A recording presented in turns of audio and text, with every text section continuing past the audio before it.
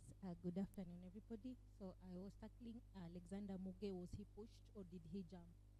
So from my point of view, in this case, Alexander Muge was the weapon fashioned against President Moi and his presidency. And I looked through a brief history about him, and secondly, I also look at the three main sources of frustration for Moi following the amendment of the Constitution by the National Assembly in 1982. So there is the first source, which was the academia. The second one was the lawyers, and then the third was also the power of the sermon by the men of the cloth. And Bishop Alexander Muge was part of the men of cloth who spoke against the regime following the totalitarian regime of Moi. So in that, I also have I look at the various things that contributed or led to his death. We have the first one is his character and personality. The mother spoke of him being a very inquisitive young boy, a young boy who would not participate in traditional Kalenjin rites of passage such as circumcision. And then also we get to see Alexander Muge being a man who, because of his previous experience being a Reke officer and also participating in the Shifter War, he seemed to have a conscience that is far different from others. As we can see, the members of the police force, the security agencies, most of them just follow orders. And we can see that even right now. But Alexander Muge proved to be somebody different. He was questioning. In fact, the books that I have quoted, he was against what was the torture of the Somalis during the Shifter War. So after that, we see a Muge who now gets baptized, decides to become a man of the cloth. And from there, he's able to now amplify his message. He speaks, he uses... Yes, Bishop Muge now speaks of theology of liberation, just like Martin Luther King, whereby he speaks about injustices, social inequality among people. So what do I mean by Bishop Muge was weapon fashioned against Moi? We can see that Alexander Muge was a very interesting character. One, he had no interest in politics. Despite him deconstructing the politics patronage that Moi was pushing around the country, he was able to set up schools, development projects that were able to open the eyes of people to realize you don't have to be a politician, you don't have to depend on the politicians to get development in your area.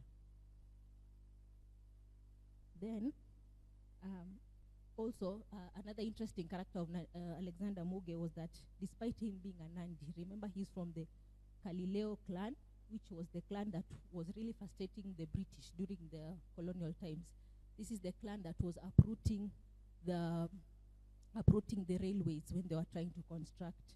So at this time, we have a Nandi, a firebrand Nandi, who is fighting for the rights of the people in the country, a man who is advocating for human rights, but he has no allegiance to his Nandi community.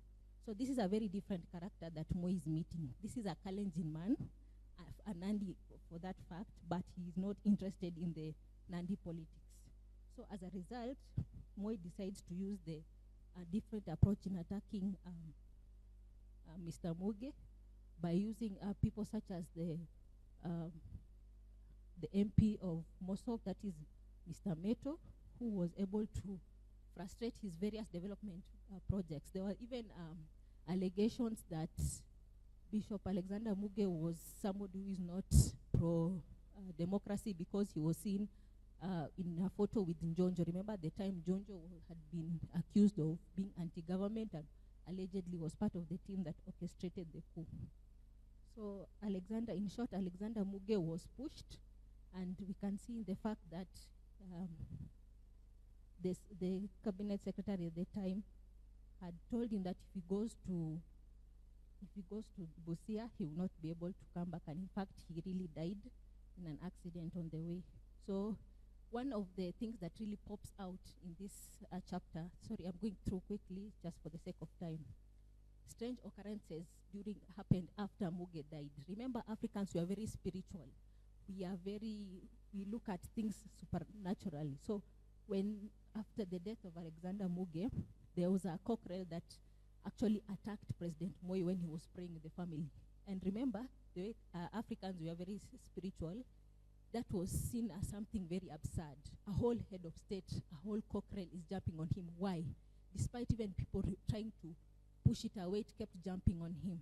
And remember, the cockerel is the symbol of the Kano party, meaning the symbol of the party had indicted Moi as being the reason why Muge was killed. Funny enough, even after, before he was laid to the ground, the cockerel, there's a cockerel that came and stood on his coffin. And we know that in politics, a cockerel stands for victory over a dark age during which citizens suffered. So this unusual appearance of the cockerel after the death was a foreshadowing of the coming new dawn in Kenya's political scene, as 2 years later, in 1992, the country transitioned to a multi-party system after 26 years of single-party rule under Kano. So Bishop Alexander Muge, his personality, his associations, the political factors were some of the things that led to his untimely death. Thank you.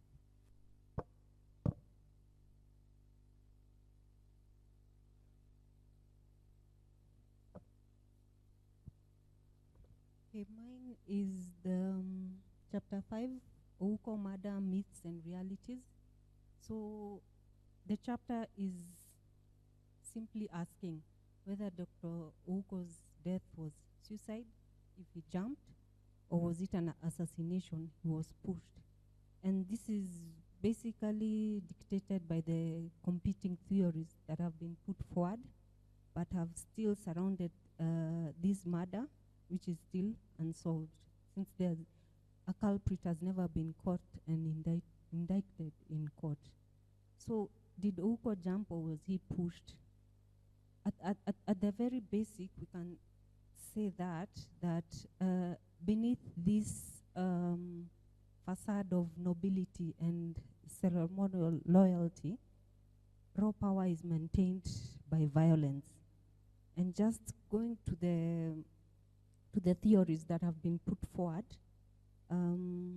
first there was the theory that it was suicide, but this has been dissuaded first by the forensic evidence that came out from the Troon report,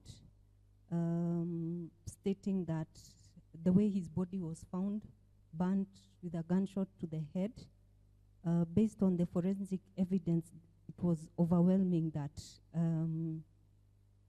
he did not jump to his death, he was actually pushed. But now other theories surrounding this,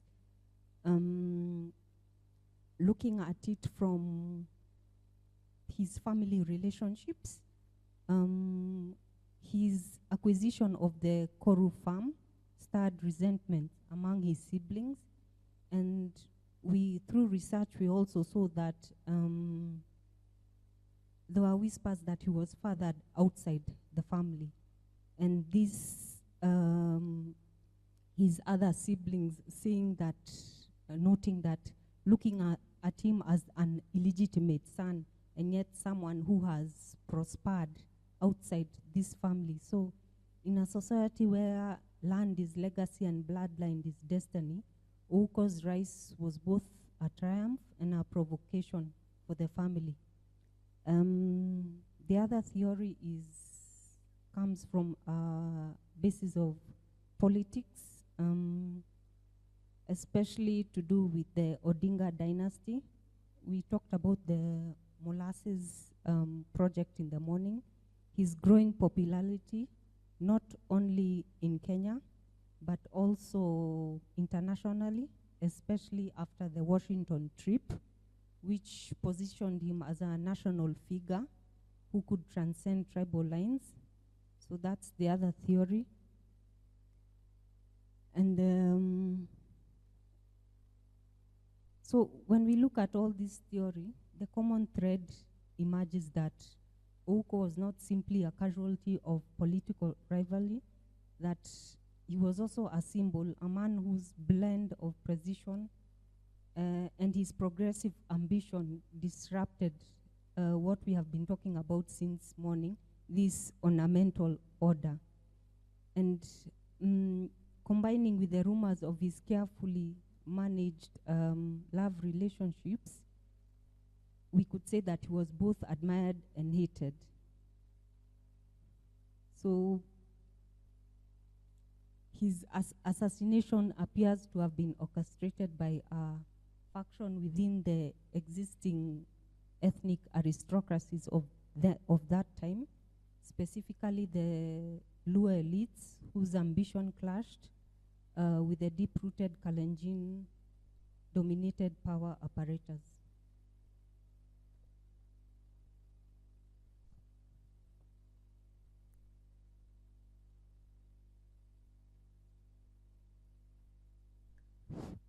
Thank you very much for that. And Dennis, where are you?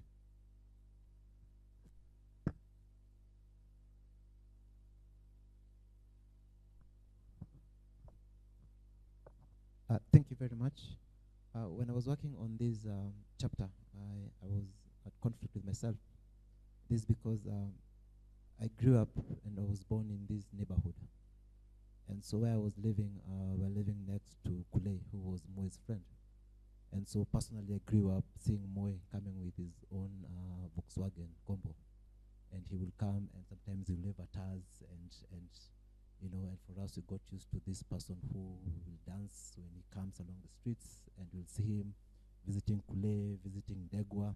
And so personally, that's the man that I grew up knowing. And then here I am, I'm being pushed now to see him as a man of violence. And that became a bit of a strange, and I didn't do good in terms of trying to think him in that angle, because I grew up knowing that this is a man who I got to enjoy Mazoea Nyayo and all that. And so when you look at Moi's reign, you'll find that he was able to sustain his reign basically through violence. And he used violence, one, to be able to suppress voters, especially the areas where he was not very popular. Again, also he used violence also as a political tool to control some of the areas. And for me, I looked at it in around 4 waves there. And the first wave was in 1991 and 1992 on the return of multi-party politics. And here you'll find that there was this group who was supporting Moi, they were pushing for Majimbo. Yet there's this other group who were more focusing on the nationalistic structure of government. And so most of them thought that when they instigate some of this violence, they get to maintain their own control and ensure that Kano still maintains its political grasps and ensure that they don't end up being kicked out of government. And so that became the first wave in terms of clashes that occurred, and many people were killed. Thereafter, you look like, for example, in where I think I started in October of 29th, 1991, in a farm known as Mtetei. And in that place where you'll find that the conflict was basically pitting the Nandis, the Kalenjin, against the Kikuyus, the Kamba, and the Luo, and the Kisi, actually those who were seen as if they were pushing more towards multi-party politics, other than what Moi and his group wanted to push the issue of Majimbo and all that. And thereafter, we go again to what I call the Valley of Conflict again. And that was now in the period between 1993 and 1995. Again, we saw there was a recurrence of violence, and especially within the Rift Valley area. And you find that most people who were being, if I may say, chased or killed were from different tribes that were seen that they are not supporting Moi or supporting Kanu as a political party. And thereafter, we got to move to the third wave. In that was now in 1997 and 1998 within the general election. We saw that the violence moved away from just the Rift Valley now to other regions, the coastal region, whereby we saw there's a lot of killing again, to especially those people trying to suppress votes, ensure that people don't turn out to go and vote, especially those who were anti-Moi and politicians who were more stronger but not aligned to Moi, to suppress them not to be voted. That's to ensure that Moi's people are able to be voted. And then now the other fourth wave came now, what we call now the end of an era. And now that's where now we found other, and the rise of Mungiki, who came now to start now protecting the votes for, especially for Uhuru Kenyatta against Kibaki. But one that, when I was going through this, it resonates well with what is happening right now. The rise of goons, the rise of, back then were Moi's, some of the boys that were used, the hooligans that were used to push, to suppress some of them, it's now beginning to come back again even right now. And that's what we saw yesterday with some of the goons that pushed to be able to ensure that anybody who's not pro-government happens to be attacked. So it's the same strategy that Moi has been pushing for better part of his reign, to ensure that you get to suppress those who are not in line with your policy, in line with what you want, basically using violence as a tool to suppress them. And that's what, again, is happening right now. Thank you. I think those are good summaries. Now, Mary, you see why I was talking about 2 minutes. Yeah. So eventually you get up getting your 20 minutes somehow. I think we can open the debate or the discussion around the question of these aristocracies and violence. Now, we said that when, just to put it in context for the discussion, when you look at the cover, we're talking about the victims of violence in both, and you can, behind that person you can have more. This is just an example, and the reason being is that the two were targets of very protracted legal cases and commissions and inquiries about how they met their violent deaths. Now, so in a sense, we are beginning to look at death within this larger context of aristocracies, and how the empire itself defended itself against its critics, and later on the post-empire establishment, the post-colonial, would use the same. And this is what you find in France Fanon. This is what you find in many of these theorists, whether you're talking about Antonio Gramsci and how you are asserting hegemony. So how do you assert the hegemony within yourselves and between yourself and others? What is in my mind is the Mau Mau. The Mau Mau comes immediately. There is an attack on the Happy Valley, because it's the Mau Mau rebels within the Happy Valley who would trigger the Mau Mau.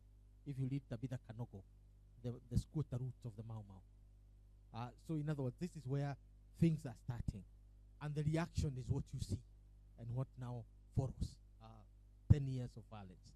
But before that, there was now violence within the Settler community, the people.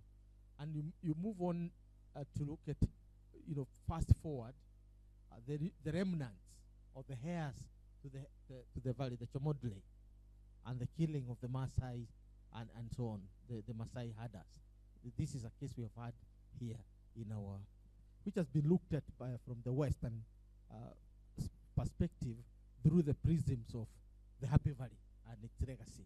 For them, the legacy are the grandsons who are doing exactly what their fathers are doing. That's really the argument you get. So the question is, how do we contextualize this violence, which also applies to Jury Ward and Father Kaiser? That's why we didn't get deep to that line. Because the moment we are able to conceptualize this violence, then we are able also to put it in context. So let me stop there and possibly hear your comments about this. Thank you.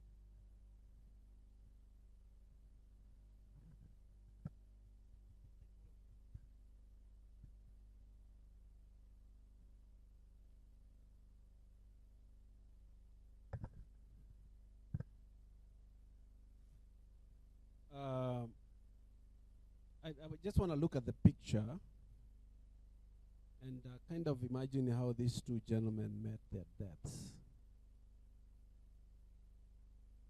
I think one was killed by the lover of Lodero was shot, from what I understand, by the husband of the wife he was messing around with. Ouko allegedly was killed by the state.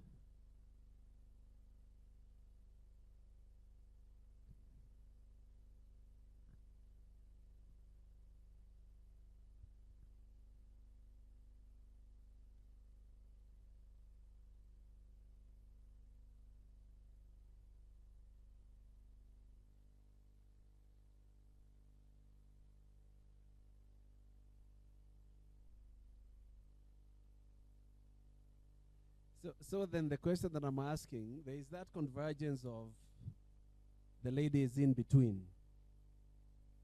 How is that captured?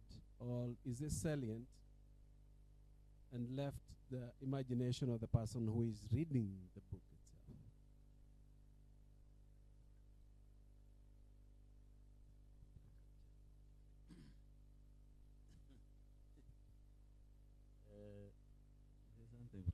Yeah. Mine is just to ask the researchers to strengthen their report or their writing, because for Alexander Muge, there is a thesis, somebody did a master's thesis at Egerton University. I think there was an inquest or something about him, so you look at it. That story of the cockerel, you really have to find people, because there is a dispute as being additional story. So really, the family is still there. They find out, even the church people who presided over the burial ceremony would give you credence, you know.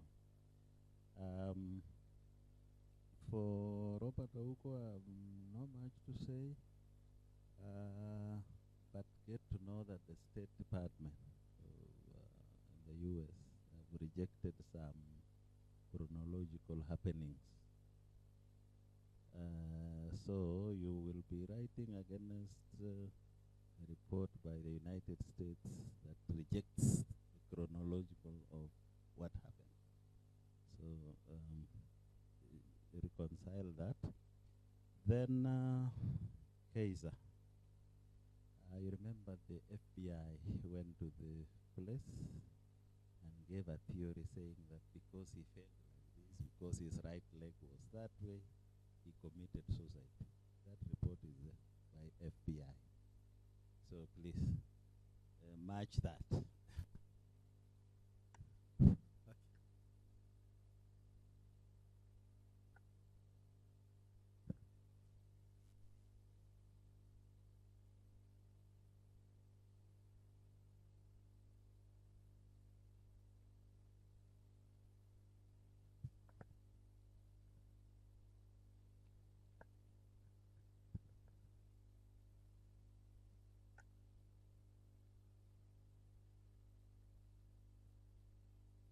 We need to connect between his death and the church as a whole activities upstream, because it didn't happen on a selected for himself. We looked at a situation where the Catholic Church, Bishop Mwana, there was Timothy Joya, there was Gitari, there was Sheikh Barala of Mombasa, and everyone of the Muslim community who are agitating for democratic space. It's only then Muge was coming from the Left Valley, where would be looked as a disruptor within the comfort of Left Valley. Like when you would have people in Mount Kenya, when Uhuru presidency is there, or Kibaki, and you are disrupting. So I think that is why it was more pronounced. So I think we need to look there, because there was also a conversation. I think the minister was called Okondo. You remember that cartoon in the Nation newspaper with a long tongue, the loose tongue? I still remember the picture. So I think we need to ground it a bit upstream so that it doesn't look like a selected event. For Ouko, there have been a lot of stories about the Ouko. So I don't know how you domicile with an authority. I don't know where we get the authority to domicile and say now it would have been the love triangle. Who says that? Who do you grieve? It was political assassination. So I think it's an area that still up for discussion, imagination. But I think that is, and also just like Professor Mwenja mentions, the picture need to draw a nexus. I think we need to draw a nexus with a photo on the top and what is inside, so that it flows. Because both of them, then the argument is then from the picture, they both went through the gun because, or bullet, because of their other matters beside political, isn't it? Because they're bringing the issue of extramarital issues, both of them. If that's the nexus, then we may then draw the theory about the political aspect if we stay with what is prominent on the photo, so that we can draw the nexus of both. Otherwise, the other one was not in the political space, it was not in the US, he had no political ambition, there was no threat. So maybe we need to look at it. I just think we need to be a little bit careful when dealing with this with the Ouko matter. I can understand Muge was very critical of government. Kaiser was also very critical of government. Ouko to me appeared to have been a darling of government, very close to President Moi, in fact, a psychopath of President Moi. So, one can understand when murders are, when people are killed because of being critical of government. But this Ouko one, I think we need to be a little bit more careful. And I don't know how you then relate with aristocracy. I don't see. And if it is this things we're talking about, extramarital affairs and so on, I don't think it should come in.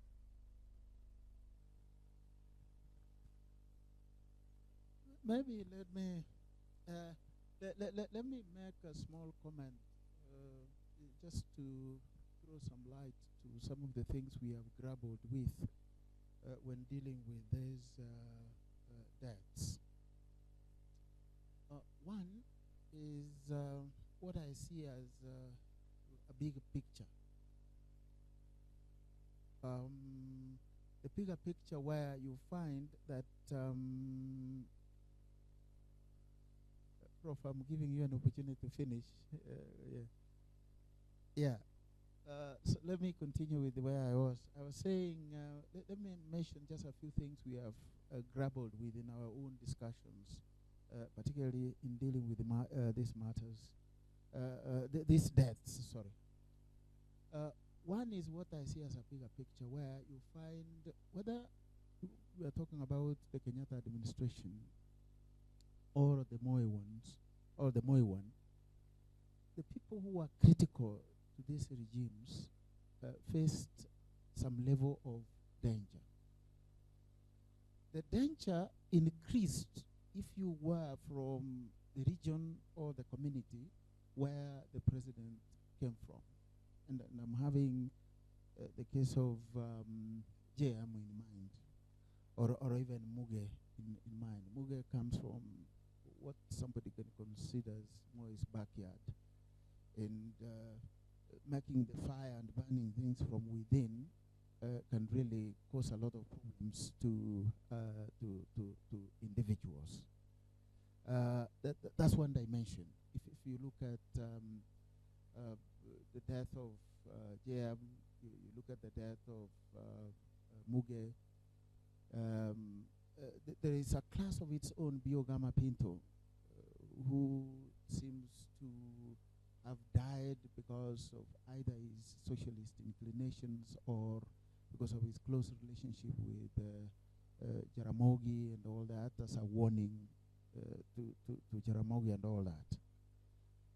Then there is another smaller dimension where we have seen in our country every time a senior government official dies or a politician, there is always some explanation that revolved around somebody's private life.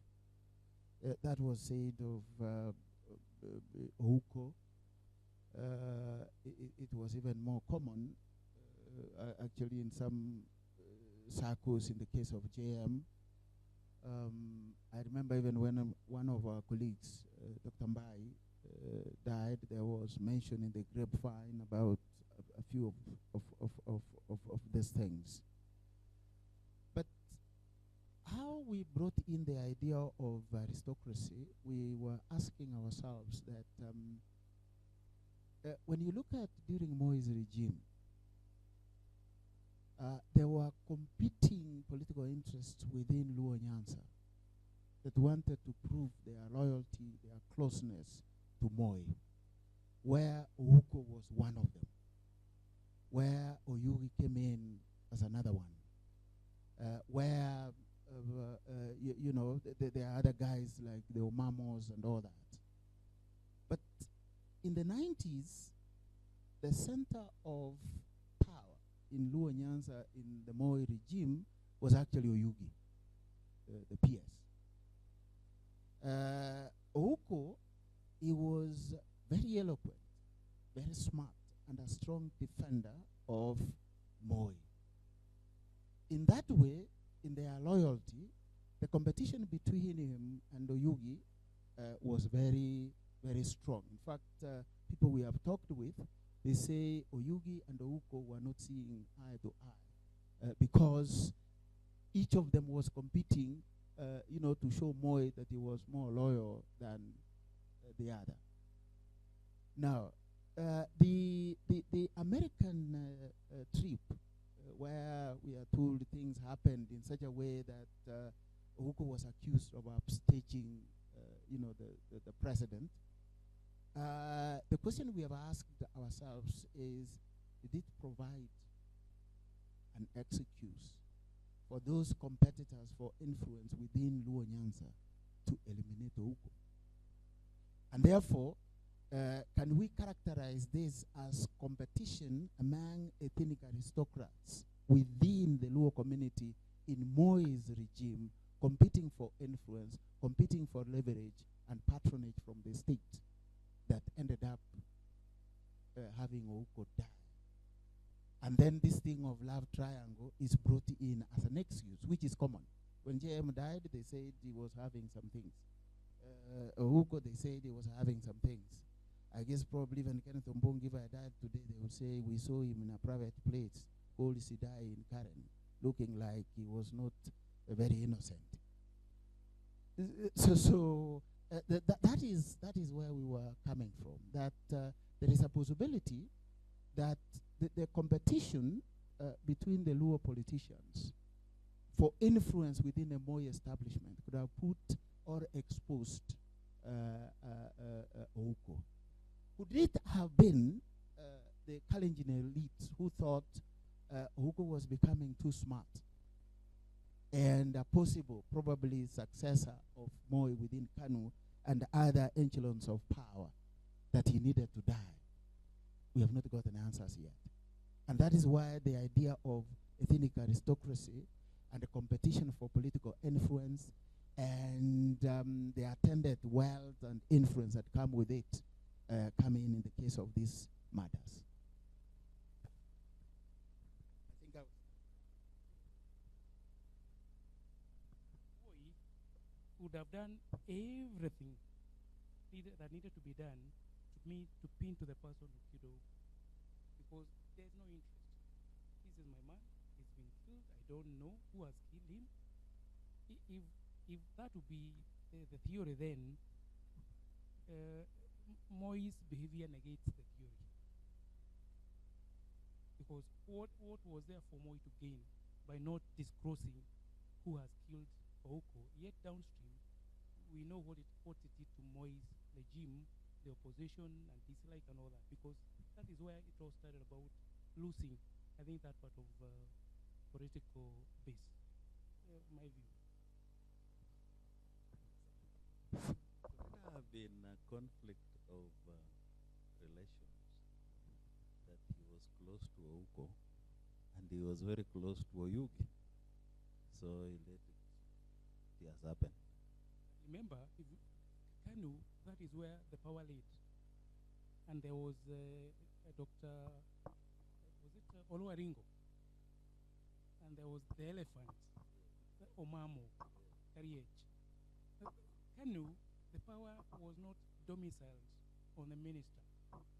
The power was domiciled on the political structure. That is why our Kamodo would tell you tomorrow you'll be fired, and true to it, go and pack. So I think that is how the architecture of power then was looking. That's how it looked.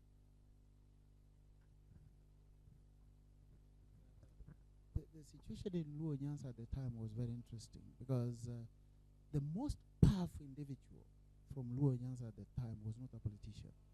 It was a bureaucrat, the PS. And anybody who tried to get closer to where Oyugi exercised his power normally was not treated very kindly by Oyugi himself.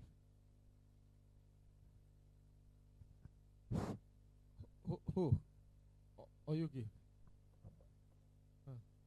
Apart from having the power, which was low power, absolute. So he was a cowboy without horses. Yes, that's what you called, what do you call it? Something I'll recall. So the power domiciled on the party. And the party was Omamo. There was, who was that in charge of discipline? Okiki Omayo.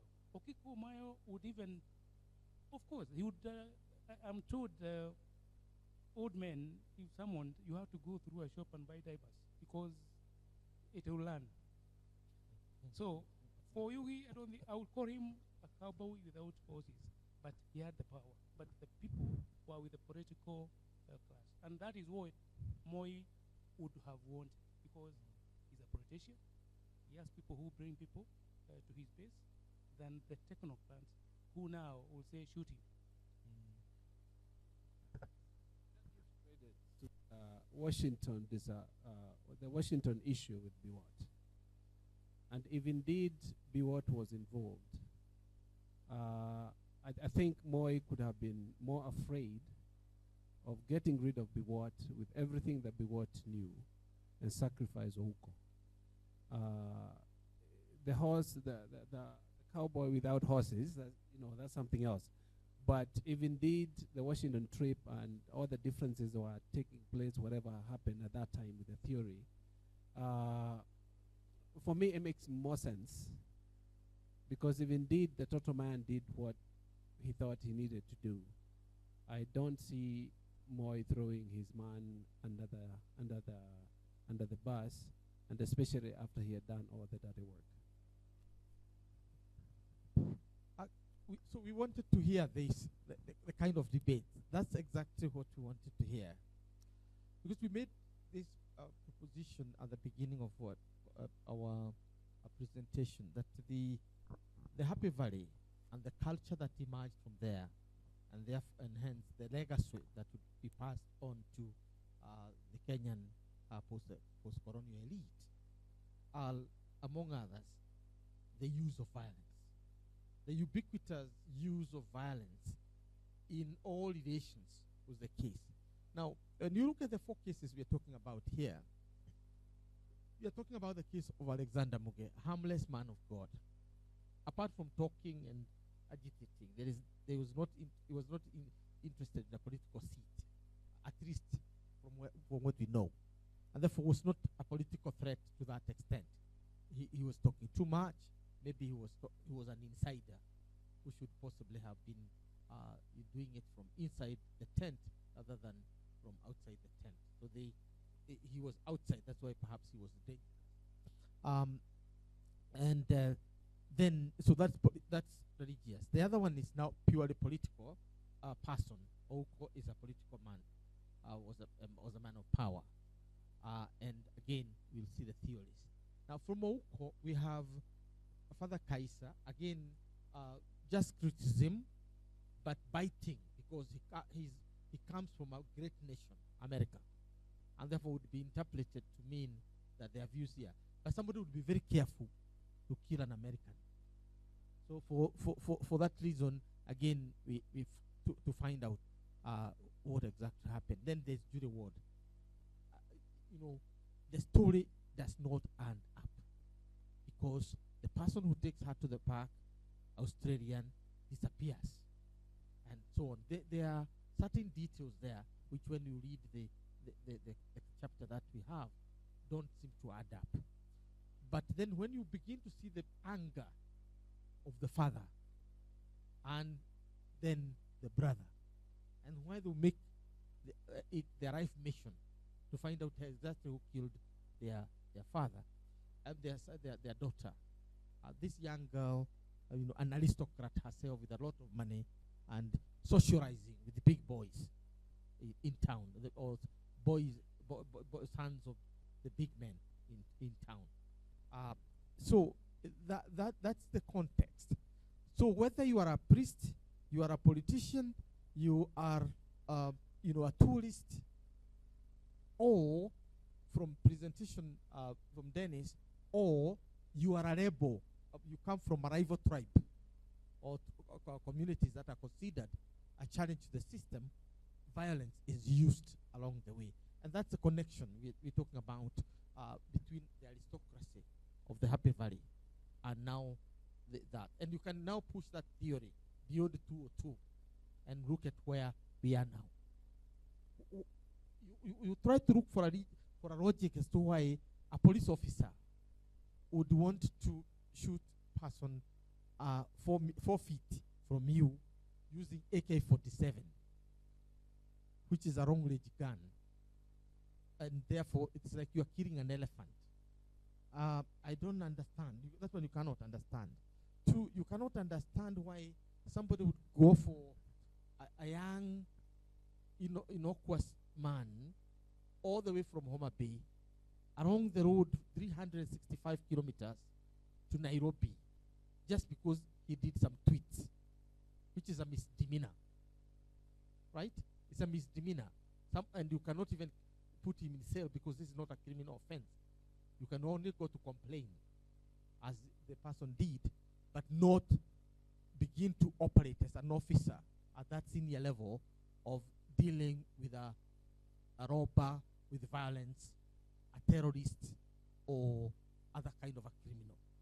That can only talk about a legacy that is deeply embedded, and that is what is really provoking this kind of analysis. I know the urge is to go for the specificities. But with the case of Wauko, which is really going to occupy a major part in this discussion, and which we have been working with Mukami, there are more than 10 theories. And it is so sensitive because when the government pathologist went there, he gave one of the weirdest explanations as to why Ouko died. That Ouko shot himself, poured acid on himself, and put him in the light, and then lay to die, or was dead, whatever it is. It did not make sense, but did not wink when he was saying that. He did not even retract.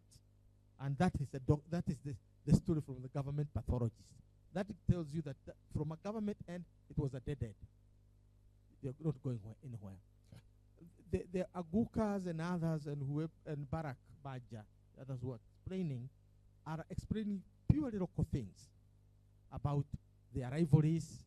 He's not a son of this land. In fact, he's the oldest, but he's not our blood. He's a Kisi from some place. He's very related to the other Uko, which we hear in the marathons or wherever in the sports. A lot of the theories around there. Then you come to Watenga, the CID person of the time, who comes out with this narrative that, Ouko was picked and brought to State House Nakuru, where things went overboard and he was shot by, Nicholas Biwott and then moved. Now, if Biwott wanted to kill Ouko, it's not in State House. Really, it doesn't make sense. Like that's the same explanation by the pathologist. So you don't kill people in State House. You look for somewhere else and do it. And Ouko was not armed, was not about to harm the president, so that that would happen. And even if that was the case, if Ouko was a threat to the president and somebody had to intervene, it is not what would have been the bodyguard, right? So in a sense, that also doesn't add up. And then you come to the issue of land. Ouko is buying land. His families and others are saying, and he had come that evening to transact land and buying that land. Why? Because he also has somebody else who had his children or a child, whatever it is, and the Istabel is very angry with him. Very typical, according to some narratives of our brothers and sisters from Nyanza. You'd tolerate your co-wife or girlfriend or something like that. It doesn't get as violent as it gets in Mount Kenya. Or where you've got to get your husband coming to swear in public. Yeah, that I have only one wife. You have to, I have only one wife, and you are speaking the mood because you don't. So it does get there to our case. But in this case, Isabel was not very comfortable with the other woman. And I think, according to this explanation, that's why she left Ouko there. Because you cannot buy land which you're going to give somebody else or something like that. That was basically one of the arguments. But the evidence from the Scotland Yard about where this is, the real theories that are in competition is the story by nation. The Nation Bureau in Nyanza, or in Western, the Nation Bureau, led by Kareb Atemi. And Kareb Atemi, I have interviewed him twice, and he has published recently on the same. So that theory that they both agree Ouko died in Koru. So that's it. He died in Koru. But who killed Ouko? It's very clear that he was gotten from the house by friends who happened to be members of the rural aristocracy. The question is, are they the one who killed him, or they handed him over to somebody else who killed him? That's where the story is. So the Scotland Yard is about proving where he died, and they have proven beyond any reasonable doubt that that's where he died. Through now hard evidence, and I think we are going to put it. We have already started putting it in the book as the thing. But the question, therefore, remains as to why he was killed. Now, is it Moi? Incidentally, that evening when he was picked, he had an air ticket. This is according to one of the British authors who was helping the Scotland Yard, Martin Means. According to Martin Means, and he has shown them some of the videos and all that, it is interesting that Ouko had a ticket to go to Gambia to represent Moi in an event. Two, the idea that they disagreed in America, that was the motive, that is why he is being treated, and that the argument that he came with his own plane doesn't hold, because there is evidence they came together in the same plane, and actually Moi met him, and that is the evidence Mukami is bringing here from Andrew Morton. Andrew Morton is talking about how Moi shook the hand of Ouko and said, bye-bye, because he had asked for a leave to transact as a foreign minister. And if you have worked with a foreign minister like Wetangula and others, it's a very painful ministry to be in. if you are to seek re-election, because you are completely out of touch with your people. You are moving up and down. So he asked for leave for some time to go and transact his businesses, and so on. Now, so those between those theories, the answer will not become clear because we are not investigators. You're dealing with evidence that is coming to you, but you have to dispel beyond any reasonable doubt theories that do not add up. For example, that Biwott shot this person at State House in Nakuru. That this man was killed somewhere and then brought in a car to be dumped in Koru. Why would you want to move somebody from Nakuru in a car all the way up to his home just below there? That's the question. The fact that there's somebody who was after Ouko's life is not in doubt, because long before he died in Koru, he had already survived an accident, a head-on with his car. So that one is not in doubt. But did he fall to the hand of the Kalenjin aristocracy, or did he fall to the hand of the Ru aristocracy, or did he kill himself, as they say? This is the question. Those are the three questions that are asked. Yes, because now if it is the Ru aristocracy, that's where you now come to all these theories about love triangles, the land dispute, his investigation of the corruption in Kisumu, because that was investigating in Kisumu town. Forget about the Morasses first. Even Kisumu, having lost the election in 1988, the Murolongo, according to people, and Moi basically rigging him in. This was the argument, and a lot of other enemies within his place, and so on. So then that's the line you would take. Then if it's a Kalenjin, you have to prove beyond any reasonable doubt that Moi had any reason to get rid of him. And this is the only person. If you read the account by Degwa, by Edward Mahiu, we are talking about now the hot information from the fire. Edward Mahiu. Apart from Ouko and Biwott, the next person in this, apart from Biwott, the next person to Moi was Ouko, and both would move together like Siamese twins. When they went to see the Thai king, not long after Ouko was killed, they were together, and Akina Mahehu and others were kicked out because they wanted just 1+2, and the only two who could go are those. Remember, Moi traveled internationally, and the only person who was traveling with him was Ouko. So you have to prove why Moi would want to do that, or to even condone him to be killed in his place house as he's watching. Again, these are issues we need to talk about. No, we have a story. We have a story.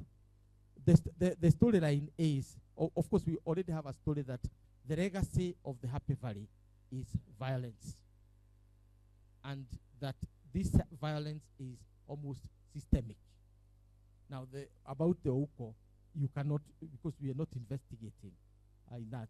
But from analyzing those theories, you will get people closer to the truth, so that we stop this explication. And we dispel all the theories that don't make sense. Then we are left with the theory that makes sense. But you are also saying, whether it is political or non-political, violence was part and parcel of the Happy Valley. We've not yet. Not yet. But the parties, both of them, even Rodero, their insinuation of political. Well, the one of the killing of the State House by Kwatenga or the CID, that's completely out, because the state would want to kill him, but even the choice of where you're going to be killed is important. Yes, we will explain that. The other one we are dismissing is this one of the rough triangle. It's a free view, because the girl he's supposed to be taking is the, well, they say that he was a man of the fair ones, and as a man of the fair ones, then it is explained that way. Oyugi may have a reason the younger wife. That's what's the theory. On the other, the Aguka is his wife, but his wife was a secretary to Ouko. So she has a job, and she has a job to do. But of course, there is that pulling of things. The one Eastern Bell is complaining about is a lava, and that's it. Now, they did not seem like he was really doing things, but the fact that that story is coming in, and Rodero's story is the same, tells you about a culture. Because we're not really talking about the crime. We're not investigating crime. We are explaining the carry-on of the cultural, the continuity of a cultural heritage that, for good or for bad, seems to be affecting our society. And you can put another picture here, not only Ouko, many other pictures here to say the same, that we need to deal with this culture of violence. I think that's the point if we are making a recommendation, that we need to deal with this inherited, whether we need psychologists like him and others to help us overcome that trauma, but it is part of our problem. Thank you.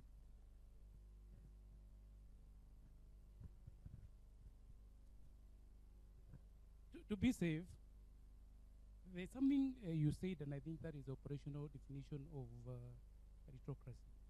When you said, and it's coming from the thrust of the book, that it looks like you're borrowing the political culture of the happy family. If that lands in a continuum to the discussion, including Ouko, and then what it means now, you domicile it on the political culture that is it's embedding violence. Then when you go to try to break down what killed this man, well, we know that the thrust of the book is that you're saying, yes, this is how to look at Happy Valley, and this is what was borrowed on the political culture, and it transcends through Kenyatta, through Moi, and some of the key indicators of the violence as borrowed from there is Muge, it's Ouko, because at the end of the day is the violence and the culture that you are borrowing from where you are domiciling your thought and genesis of the project.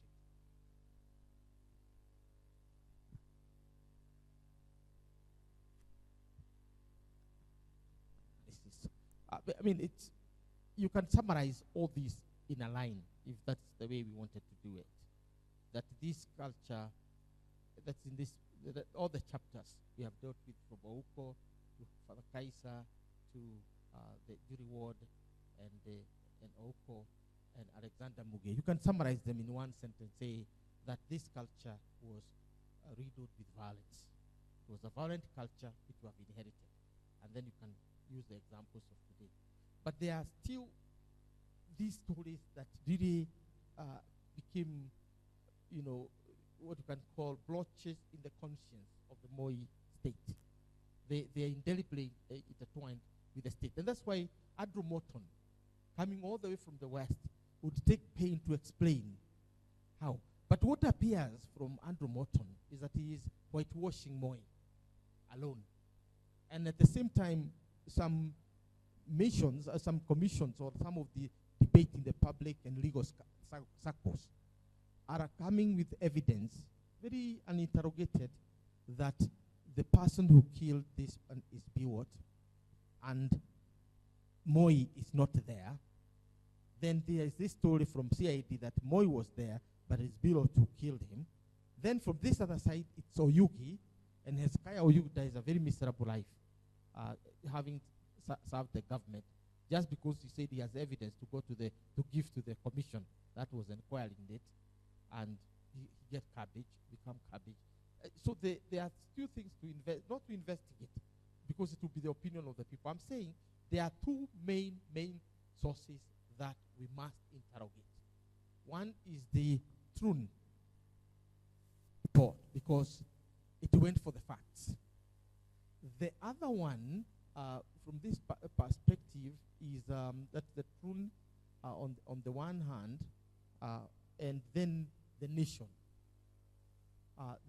bureau, because it's the one that broke the news and shaped discourse on what, or the narratives on how and why Oko died. These are the only two areas. The rest, of course, come from the publications that have been done by Baja and other, all that which has gone into writing, which we have reviewed. But the conclusion is very clear.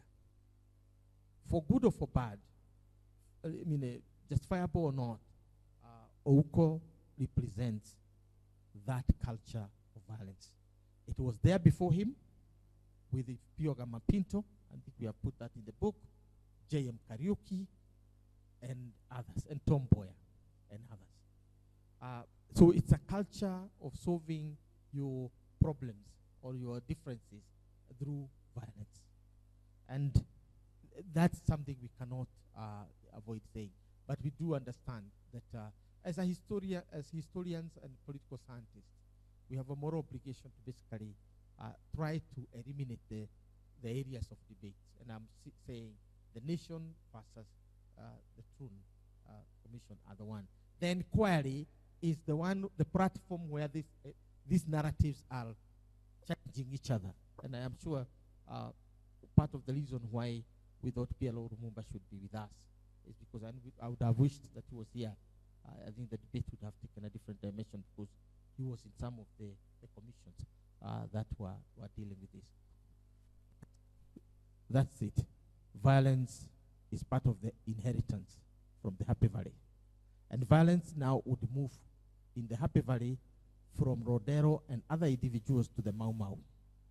And in our case, it will move from Muge, Ouko, Juriward, and Kaisa now to the ethnic clashes in Muhoroni, in Mount Kenya, in Molo, and other places. And it was a sequel. That's almost predictable. What would I say today? Violence is now moving from Ojwang now to the gentleman who was shot yesterday and the abductions. And finally, yesterday we started seeing Jeshira Muse back. Violence against the masses. It's a trend. It's something we have inherited. And it seems to be inbuilt into our culture. That's it.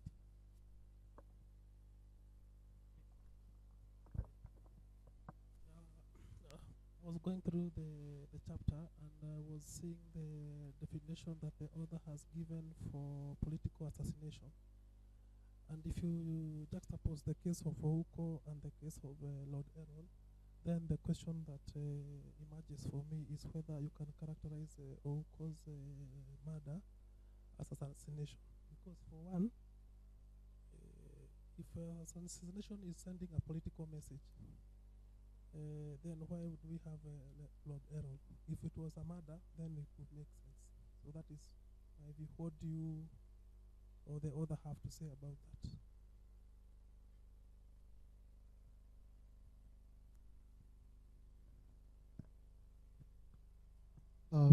The small thing I wanted to add is,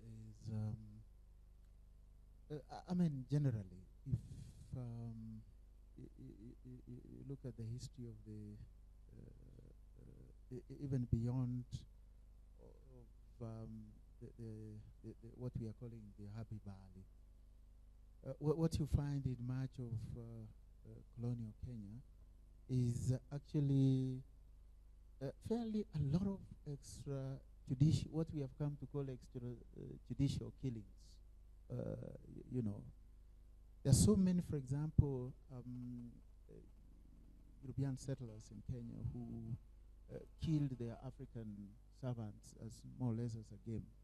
There's only one, I think in 1959, who was even sentenced to die for killing his African houseboy. But there are others, like Lord Grogan, the one I talked about, who was caning Africans as a game. At any slightest provocation, he will cane the Africans thoroughly. If you look at what the British would call expeditions to silence the Africans to submission in the early colonial period, the British colonial state was basically what Lonsdale describes as a conquest state. Just conquers to control, to dominate, and marginalize. So if you look at that context, then the motive of violence actually runs across, even beyond the stories of the Happy Valley. Thank you. So there's no closure to this issue of violence, particularly with the statement that Peter made. If you have got to make this connection between aristocracy and this matter, particularly of Ouko, you've got to really also work very hard. So we know this is one area that we have to work on and make it very tight. Again, that is part of the reason why we are here. On Yeah. a lighter note. Yeah.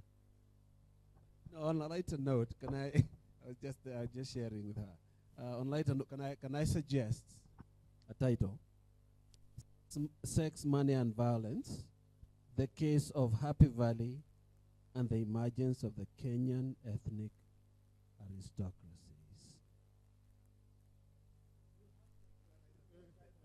I just want to suggest that you give us time to really read this chapter so that we make informed. Otherwise, But even if you read it, that one can guarantee you, it will not answer anything for now, or even expose new vistas of explanation, because it's still work in progress. I would say, up to the time when we are now deciding to go to do this zero. That's what I'm calling the zero draft. When we are going for the zero draft, Mukami and the team are still debating. This is actually the last thing we discussed within our inner team, and it took a while as well. And we explain now. Look at this, and so on.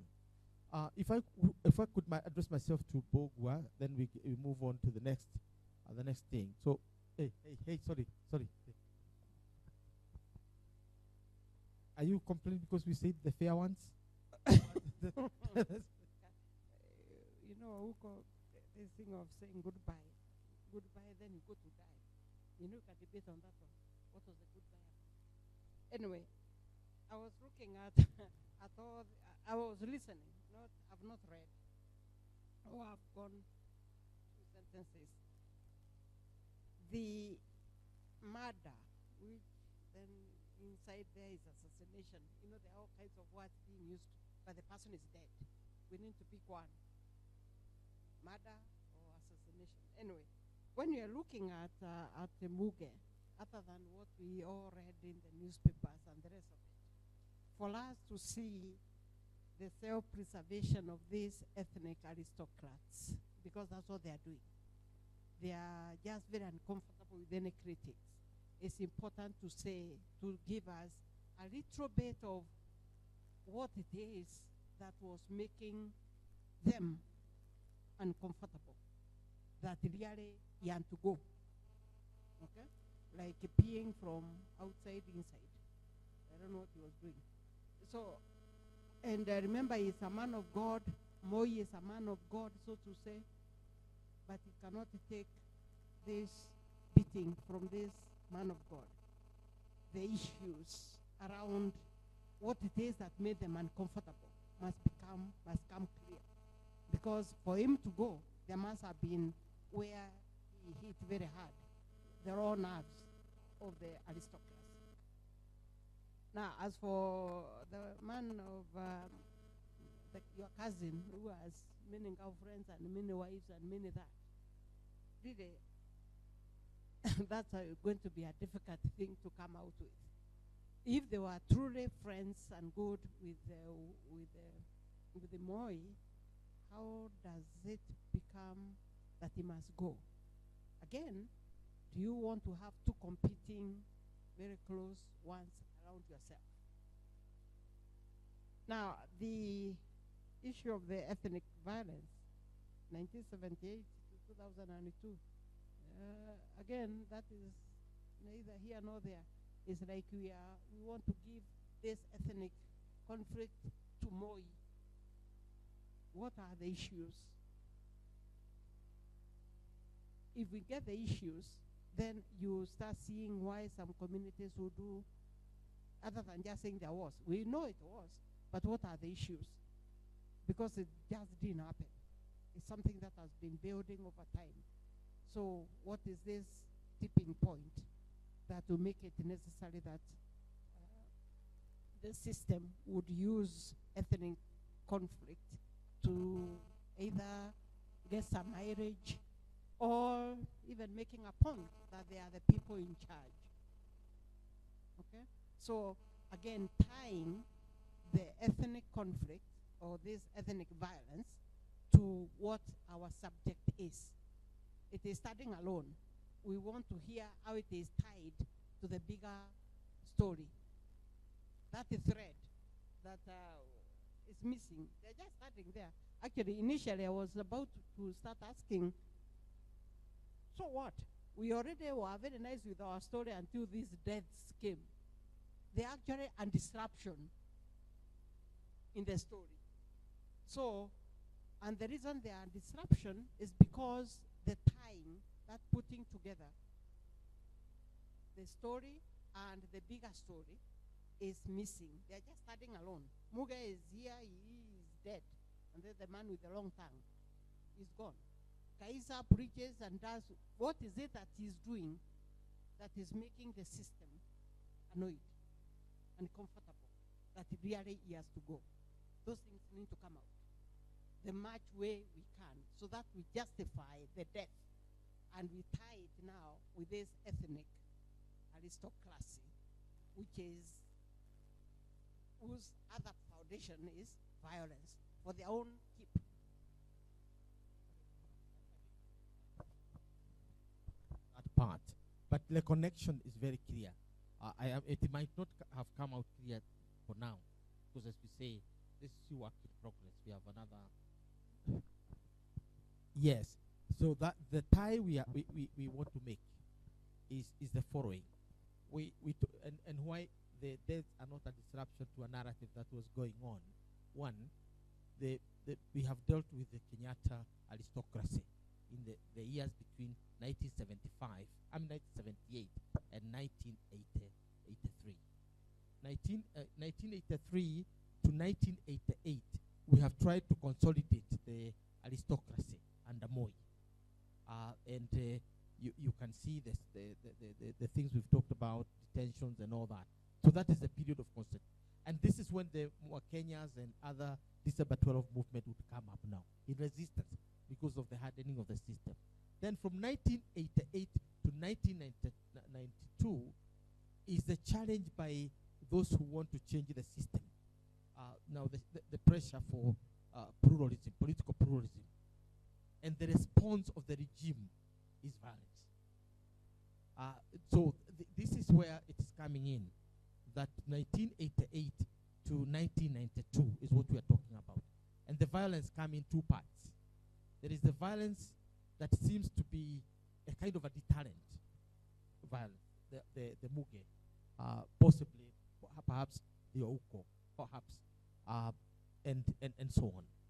Then, after 1991, as you get to 1992, there is violence against communities, those that are perceived as oppositional communities, the Ruo, the Kikuyu, the Kisi, and the Ruya.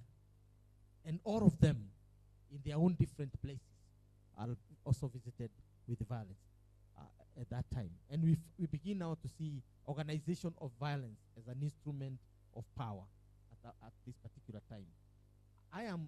We are arguing with Ken here. You'll have the same pattern, almost the same pattern in the 1930s and 1940s, heading to the 50s.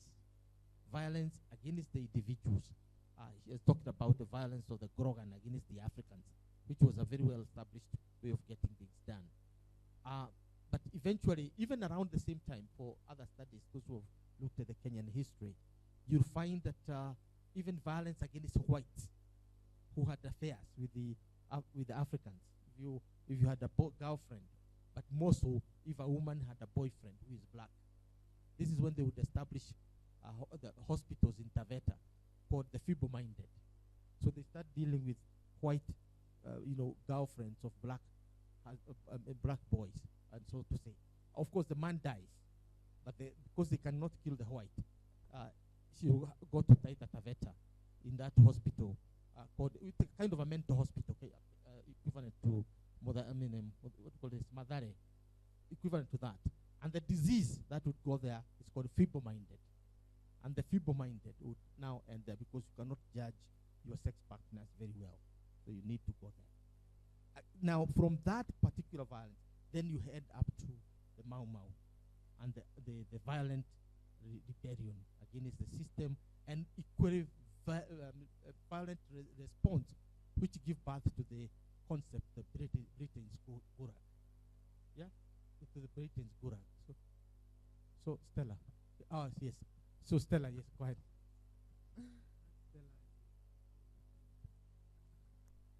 Thank you.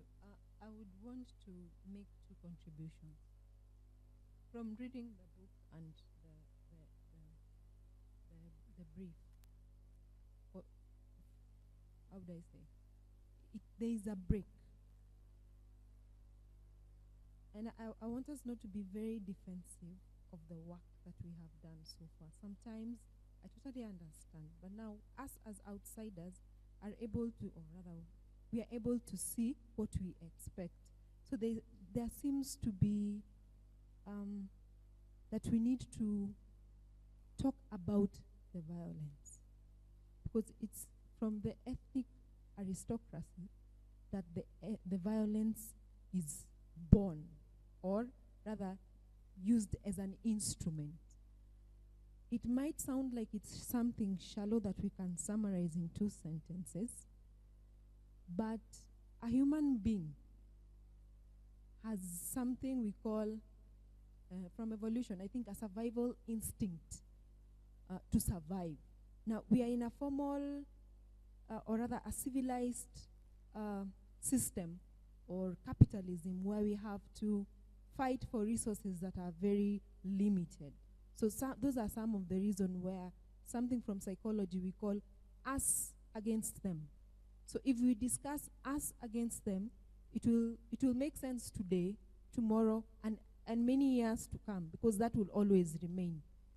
So in us and against them, we can be able to give an overview of how violence has been used because of this capitalism that has been brought. Because we're trying to look at it as Africans, were we this violence? Those societies where capitalism has really not set foot, do they fight to this extent so that we can now justify the ethnic aristocracies? So if we could discuss violence in that aspect and not really tie ourselves to these 4 high-profile murders that happened, because it will somehow push us or put us in a very tricky situation to get the truth, which is not an easy thing to do. So maybe we'll talk about the violence. It could have been Tom Mboya, it could have been JM Karaoke, it could have been the detentions of the academia during that time at Nyayo House. All those things were instruments of us against them to silence and now push the ethnic aristocracy, which will happen now, even in the current government, even when we are gone, it will still be us against them, so long as capitalism is there. That's my contribution, Asante. And maybe one more thing before we close. I understand Moi went to visit the Romanian president, if I'm not wrong. He's called, so yes, he's a very interesting character, and I'm impressed that we have mentioned him. At what point did he visit him? Because it's from there that he gets this indoctrination of extreme violence, because Nicholas is quite an interesting case from a psychology perspective. Thank you.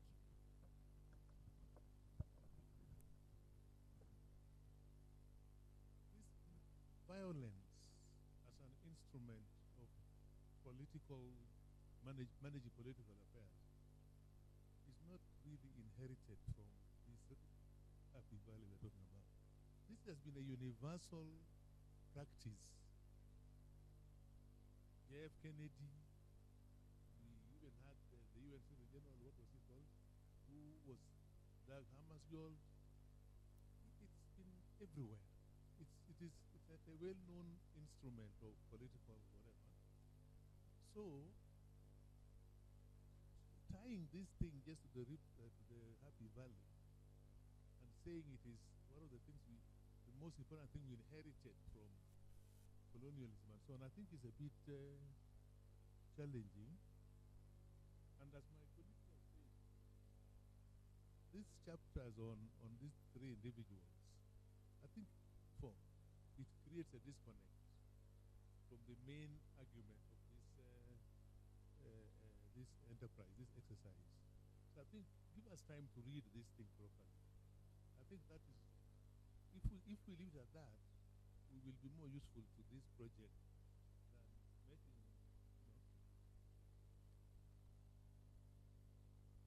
we agree. And we ourselves, Yes.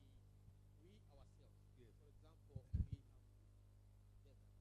in order to ensure that we have this on the ground. The question I wanted to ask you. I just wanted to finish by saying, my sister there said, unless I didn't hear her properly, you are the originators of this document. Just listen to what you're saying. Don't attempt to defend, to justify. No.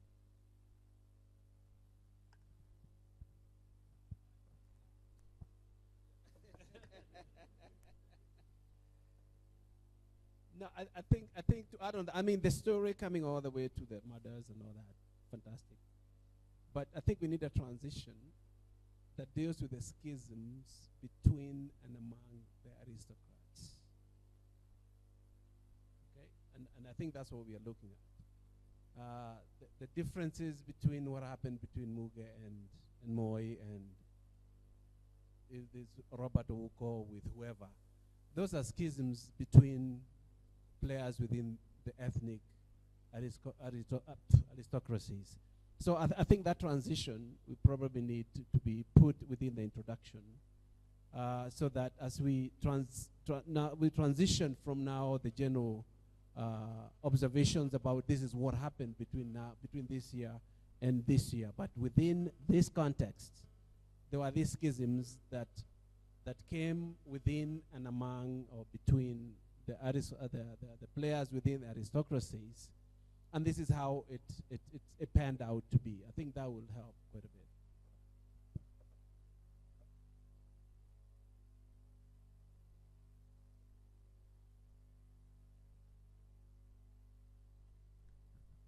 There seems to be a disconnect.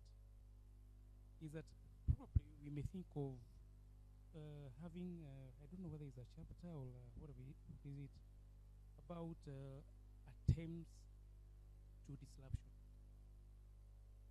Because you're saying that this class, they're comfortable this way, but now there is an attempt for disruption, which now becomes the agitation. The Muges, the Getares, now synopsis of that. Then downstream now, what did they do? Self-preservation. How? It's now there is the days of Kaiser, Muge, and everything, so that now you can see the flow. That maybe in between someone tried to disrupt, and this is how, and the disruption looked like this way. And maybe now downstream, how they disrupt the class, disrupt itself, is by not only death, but others. Lastly, because we are also in Moi. Moi is not to have been very benevolent. Happy Valley also. That's where they have the word happy. Yeah, it was not only the violence, there was also happiness.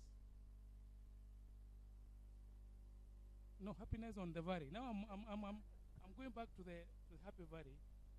There's an element of happiness, but we have ignored, but we drove with violence.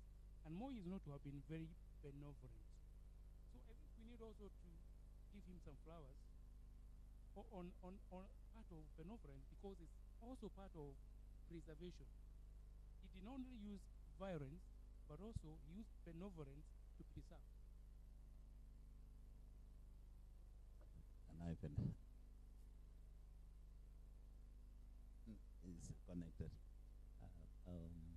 Now we have to agree where this story starts. Is it from Moi? And if we go to Moi, as my sister said, I will be accused of wanting to give Moi everything that went wrong. Can we come from where Professor Wanyange said this is a practice that has happened universally? Then we come to Harvey Valley. Then we come to the War of Independence, Mau Mau. We come to Kenyatta. We come to Moi. We know what happened during Kibaki's time. There was 207 conflict.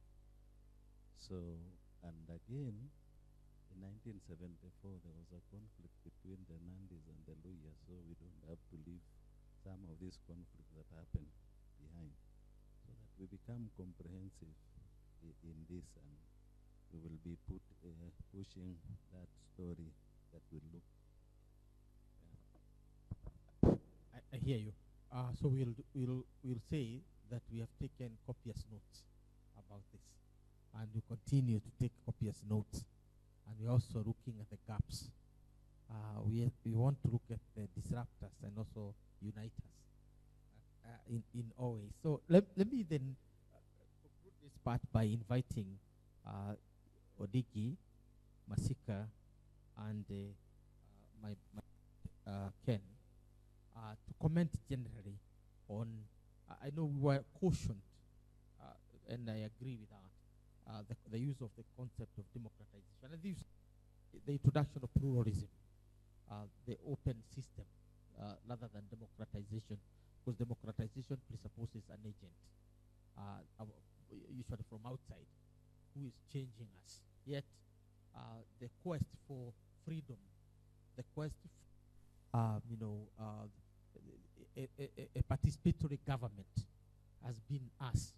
That's all. It's all about us. So again, forget about the concept of democratization. But what we wanted from this part, and the collection of chapters around there, is to examine how the coming of the clamor for pluralism led to the disintegration of the Kalenjin aristocracy, and also, on the other hand, attempt to reconstruct it, to re-engineer that aristocracy, bring in new actors, inject old ones for the purpose of the survival of the regime. That's the whole purpose of that section. One, the response to the pressure for pluralism by the regime. One is to accept that we'll have the regime, the pluralism, but but pluralism should not sweep us from office. So how then do we survive within the pluralistic system? That basically means that we have to clean ourselves up. Therefore, there will be the clean ones, the whitewashed people, and the scapegoats as well. And then we have to understand the regime from that perspective. And therefore, that's why we didn't want to use the big word disintegration of the Kalenjin aristocracy, because it did not disintegrate. What it did is to re-engineer itself. And this is the period 1992 to 2002. Eventually, when we are talking about the March 18 meeting at Kasarani, where Kano pronounced itself as going to live for 100 years, right? And then restructured the hierarchy, as it were, giving each community a seat. Nyanza, Secretary General; Mount Kenya, one of the vice chairs, Uhuru Kenyatta; Eastern, another vice chair, Kalonzo Musyoka; Western, another vice chair, Musalia Mudavadi; Rift Valley, Moi is there as a maestro, but they are also given the election, which is given to William Ruto, and the coast are given Katana Ngala as the chair. Again, that re-engineering of the system is part of survival. But what does it do to the Kalenjin aristocracy? The people who are the big boys, or considered the big boys of the system. Did it reinforce them, or did they did it deal with them? Again, that's the debate we want to have. We've been trying to have here. I'm summarizing our internal debates as we were going through this section. Masika, Justus, Natali, could you basically spend 2 minutes? Remember, it's you sitting between us and our tea. So, thank you, Prof. Mine, I was just looking at the 1992 elections, the triumph of the regime. Before, as you've just said, the disintegration of the Kalenjin aristocracy and the engineering and making it broader, I think, after 1992 elections. So basically, it's about the success of Moi, Kanu, if you want, in the 1992 elections. And the point is that from 82, we have the opposition that is on a rise and eventually, of course, becomes something big and a major challenge to Moi and Kanu. But in the same breath, Moi then gets a way of, if you want, manipulating and infiltrating the opposition to his advantage. And somehow I think that helped him to survive in the 1992 elections. And then we have again the Cold War that basically ends in 1991. And then now there's focus on the regime from the former friends, if you want, of the regime. And it's a bit interesting that they now began to demand for reforms across, I think, the board. But in the same breath, they are very eager to sustain more in power, particularly the British, and they have a role in somehow in so ensuring that the opposition is split. And there's even a story that the British in particular had or went into some monkey business in the 1992 elections in also trying in, I think it's not that very clear, but stuffing ballot boxes in the High Commission right here in Nairobi. And then I also move on to the ethnic clashes from October, November 1991 in Mitete Farm, and then they spread across the country, but with an eye of the 1992 elections, basically to scatter, if you want, the perceived opposition vote, particularly in the Rift Valley. And I think they were able to suppress that vote, and I think at the end of the day, that works to the advantage of Kanu and President Moi. And then finally, I think from the pressure that was coming from the opposition, Moi basically rolled up kind of, you want, a revival of Kanu. He decided to travel around the country in a new strategy to revamp Kanu. He had started relatively open elections in the grassroots to get more stronger people in the party. And he also brought in people at left and kind of was able to rehabilitate them.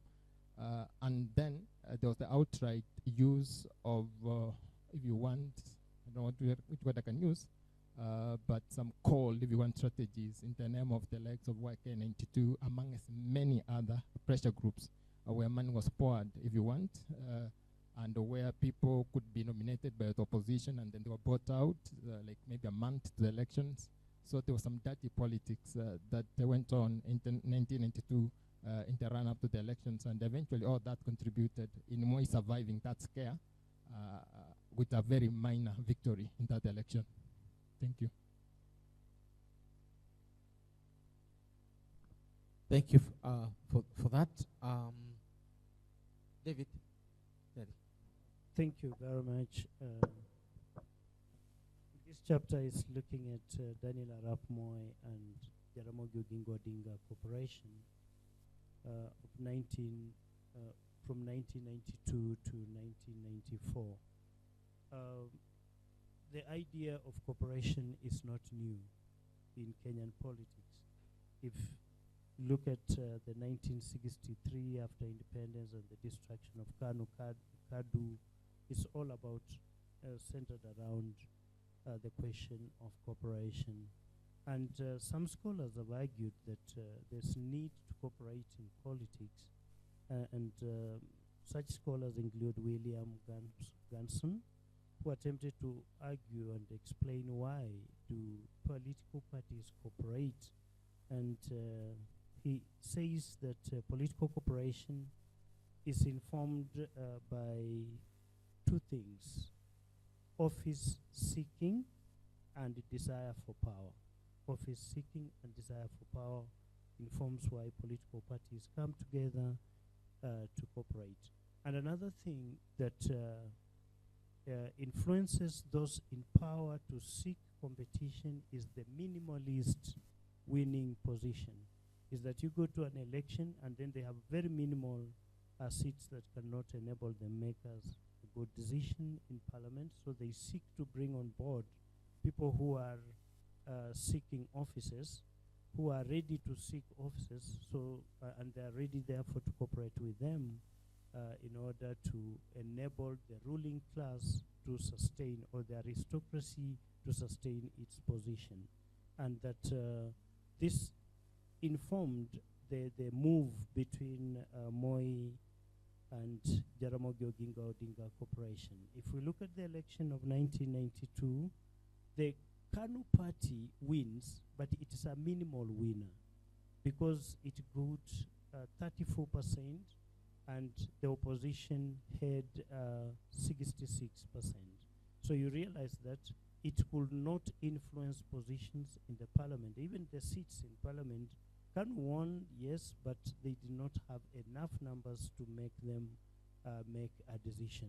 And therefore, solid decision. And therefore, there was need for Moi to seek cooperation. And the ready person there was Jaramogi Oginga Odinga, who, as Ganson says, might have been ready for office seeking or political position.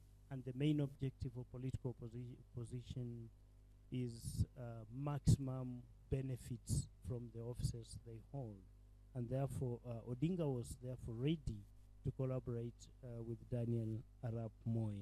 And Odinga makes a move by informing the politicians, particularly from the Luo Nyanza, that KANU is seeking to cooperate, that Ford Kenya is seeking to cooperate with KANU. And we start seeing politicians running around praising Odinga and saying that soon we might be in government, soon we might be in government. And within a very short time, Odinga gives a very emotional speech by saying that he has never desired to take the Luos to the opposition. And now that he feels that it's time to bring them to government, and that it is good to cooperate with KANU. And there is change of tone. Politicians are dispatched to Luo Nyanza to prepare the ground for Moi visit to Kisumu. And they do a lot of good groundwork, and that by the time Moi goes to visit Luo Nyanza, the streets of Kisumu are happy, chanting Jogo, Mzee, Karibu, Jogo, and now that manages, Moi brings Odinga very close. Now, again, we see change of tone. Odinga suddenly changes and starts praising Biwott. Says Biwott is a good man, he has initiated a lot of developments. If we go to Kerio Valley, in as much as he was challenged by Keino, the MP for Kerio, that show me one project here, then Odinga shifts and say, even building Yaya Center is a lot of development.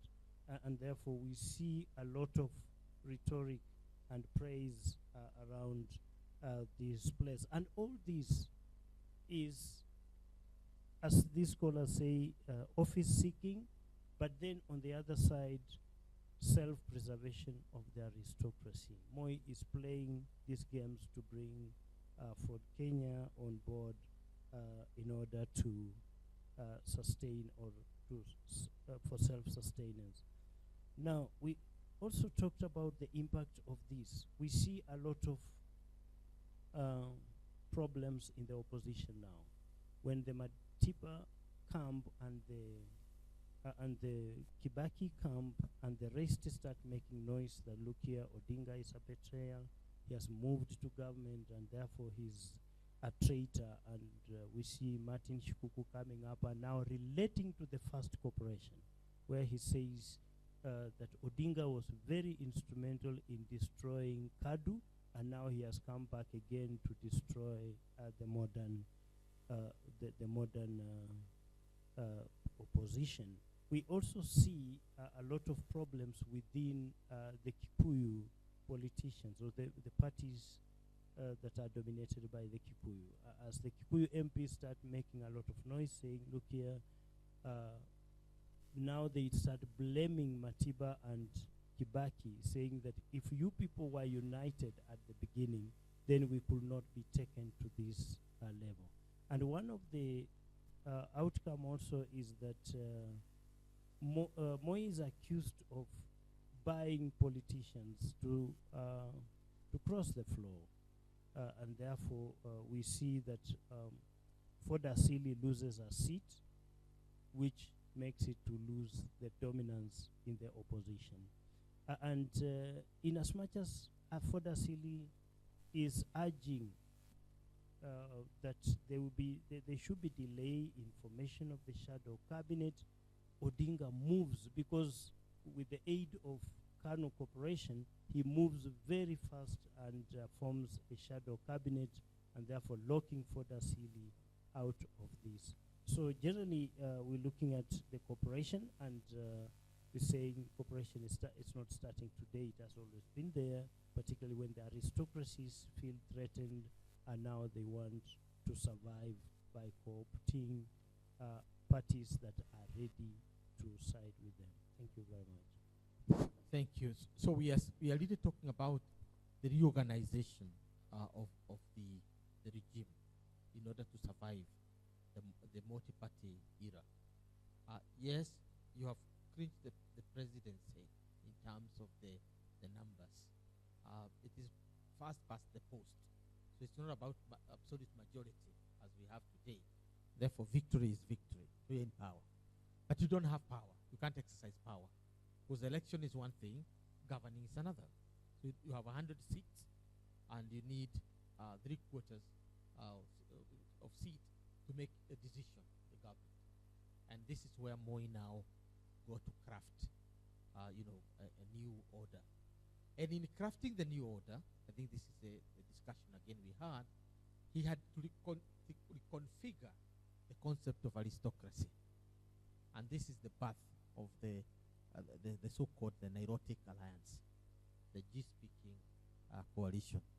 And it's also the birth of the concept of coalition, particularly the post-election coalition. Pre-election coalitions have always been there from time immemorial.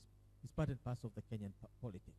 But post-election coalitions are a response to the inability of the winner to govern because they have not garnered the majority. And two, the threat that they can be impeached because the tool of impeachment has always been there in our constitution, whether it's the old Elizabethan constitution or the new, Kenyan constitution. So I wanted us to look at that, how because that's our strength. Our strength is not in narrating the events of the Moi era. It's how we tie them to the re-engineering of the system along the lines of this aristocracy. Because the survival of the Kalenjin aristocracy within that context will depend on how well they reconstruct themselves. And the consequence of that is that people like Biwott, people, even Arabto and others, now begin falling out. Because Arabto has to give way to Uhuru Kenyatta. Others have to give way to others.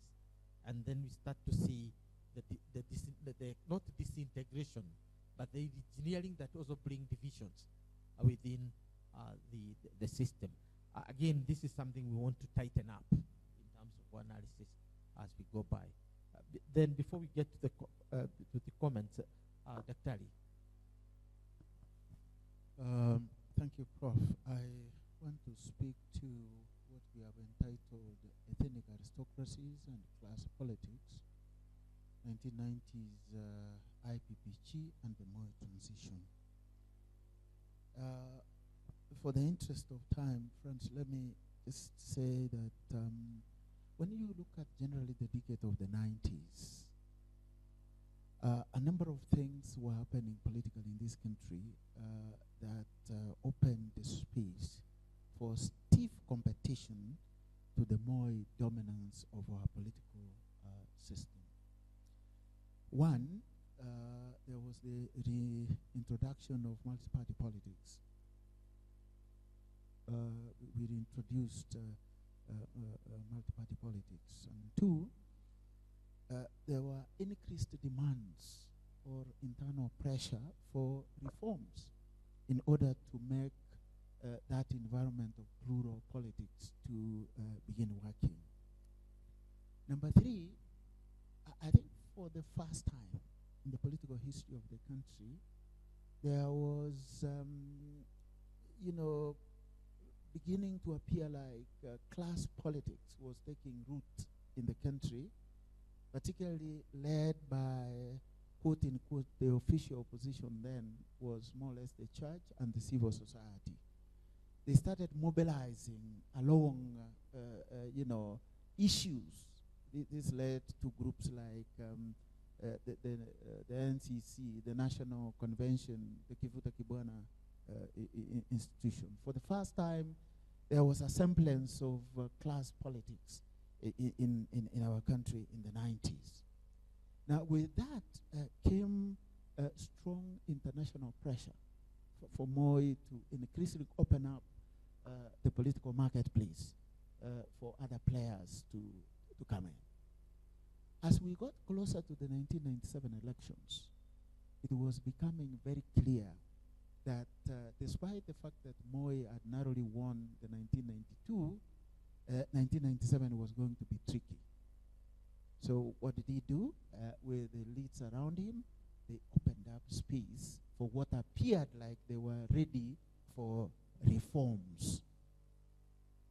But in reality, what ended up happening is that it didn't change the fundamental structures of our politics, but reinforced the continuity of elite dominance in our politics.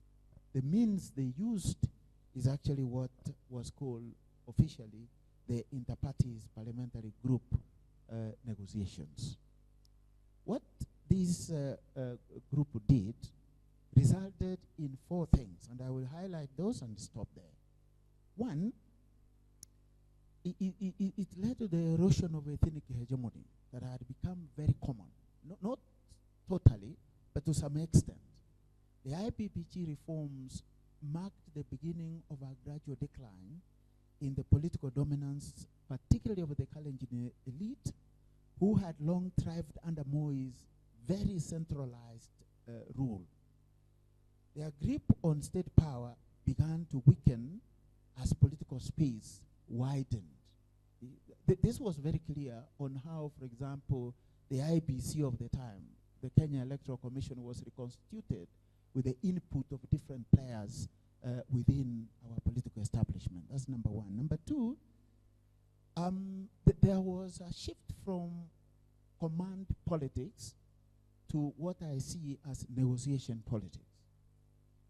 The reforms introduced a culture of negotiated politics, compelling previously dominant ethnic blocs, like the Kalenjin aristocracy, to engage with emerging, pluralistic forces, rather than relying solely on state patronage, as it was previously. And this is what opened up our political space for negotiated politics that has become a commonplace, actually, in our political practice in this country. We even wonder, why do we have elections anyway? Because after elections, we negotiate, we form one group, and we keep going, and we keep eating, in quotes. Number three, there was a decline of exclusive patronage network. By opening up the political arena, as it were, the IPPG reforms diluted the monopoly over state resources enjoyed by certain ethnic elites. The Kalenjin political class had to adjust from being privileged gatekeepers to competitive players. And for the first time, when you listen and read about the discourse among the Kalenjin elites, they, for the first time, started reimagining Kenya without Moi and started asking fundamental questions. What happens to us when Moi finally leaves? You'll find that a lot of it. And Moi had a lot of difficulties at the time to actually hold the Kalenjin elites together as their demands of beginning to reimagine what will become of them in the post-Moi era became common. And finally, you know, there is a way in which the IPPG became a prelude to fairly strong multi-party contestation. The IPPG laid the ground for a more open, competitive political environment, which shifted the nation from executive-driven ethnic patronage to party-based negotiation, a transition that could eventually culminate in the 2002 political realignment that put a lot of blocks representing ethnic interests, but came in the form of parties. Well, that is good. Now, I would delay the discussion so that not get too cold, and then we come back, discuss and leave. Sorry, so we come and discuss and leave because we don't have much remaining. It's just one or two chapters, again, which are very, very easy because they are tied to what we have already discussed, managing the multi-party era within the politics of aristocracy. How do you manage that? So they are related. So allow me to invite you for a cup of tea. It's us here. It's true that we can have. Yeah? Yes, that's what I'm saying. If they on our side, we can pick our cup of tea and then come and take it as we work, rather than we have smoothed around up there, walking up. So we've done our bit. So karibuni.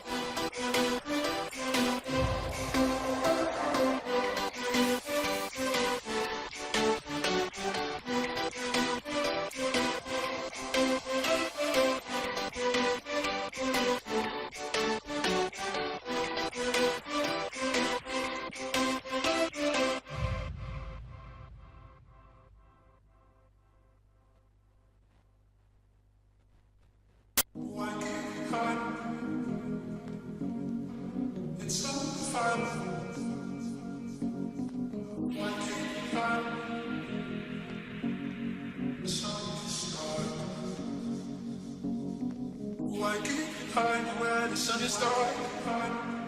It's so fine, want to know where you are. Why keep me hiding where the sun is dark? The sun is dark. The sun is dark.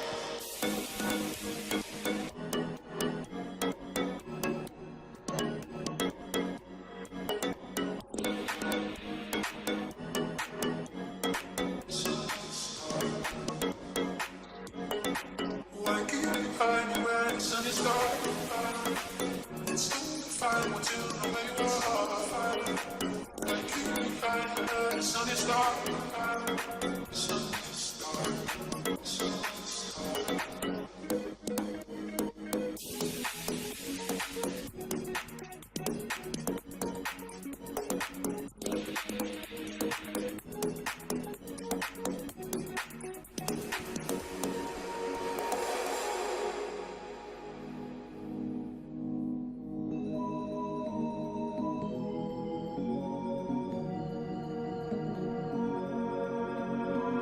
Why keep you hiding where the sun is dark? It's so fine, want to know where you are. Why keep you hiding where the sun is dark? The sun is dark. The sun is dark. Why keep you hiding where the sun is dark? Why keep you hiding where the sun is dark?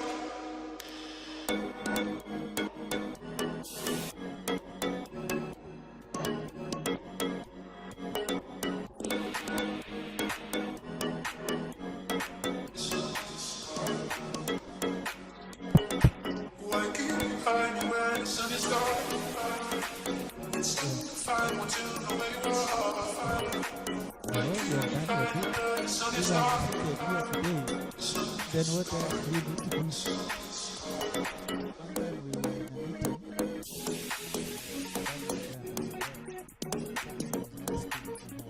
What is it? I raised my hand quickly and said the experience is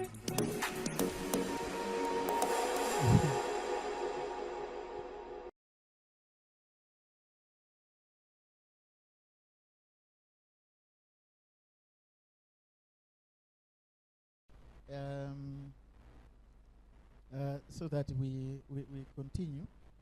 We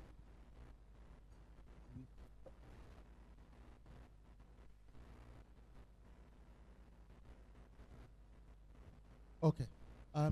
We yeah. Come with your sweet cake to your table. It becomes more sweeter when you sit.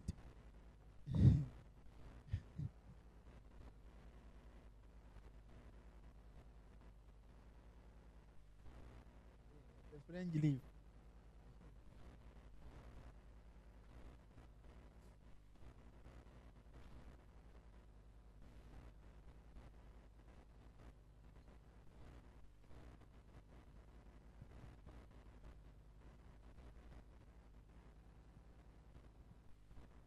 Let's have tea and take our seats.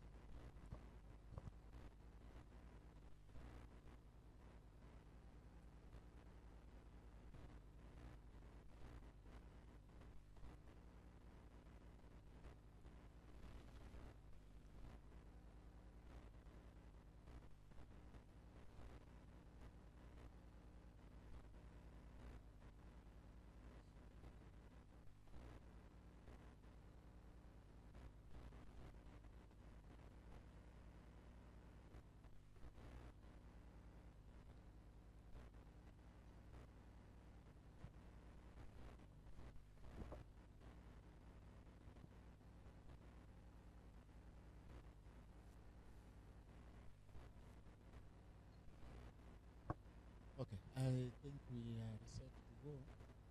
What we want to do, we will do the remaining question. I mean, the remaining part of this exercise, and then I hope we had our comments and observations of the parts that we dealt with, that dealt with democratization and the intra-Kalenjin rivalries. We will finish the part now which we have entitled The Expansion and Fall of Aristocracies. The main thing in this part is that the political space in Kenya in the 90s seems to be expanding.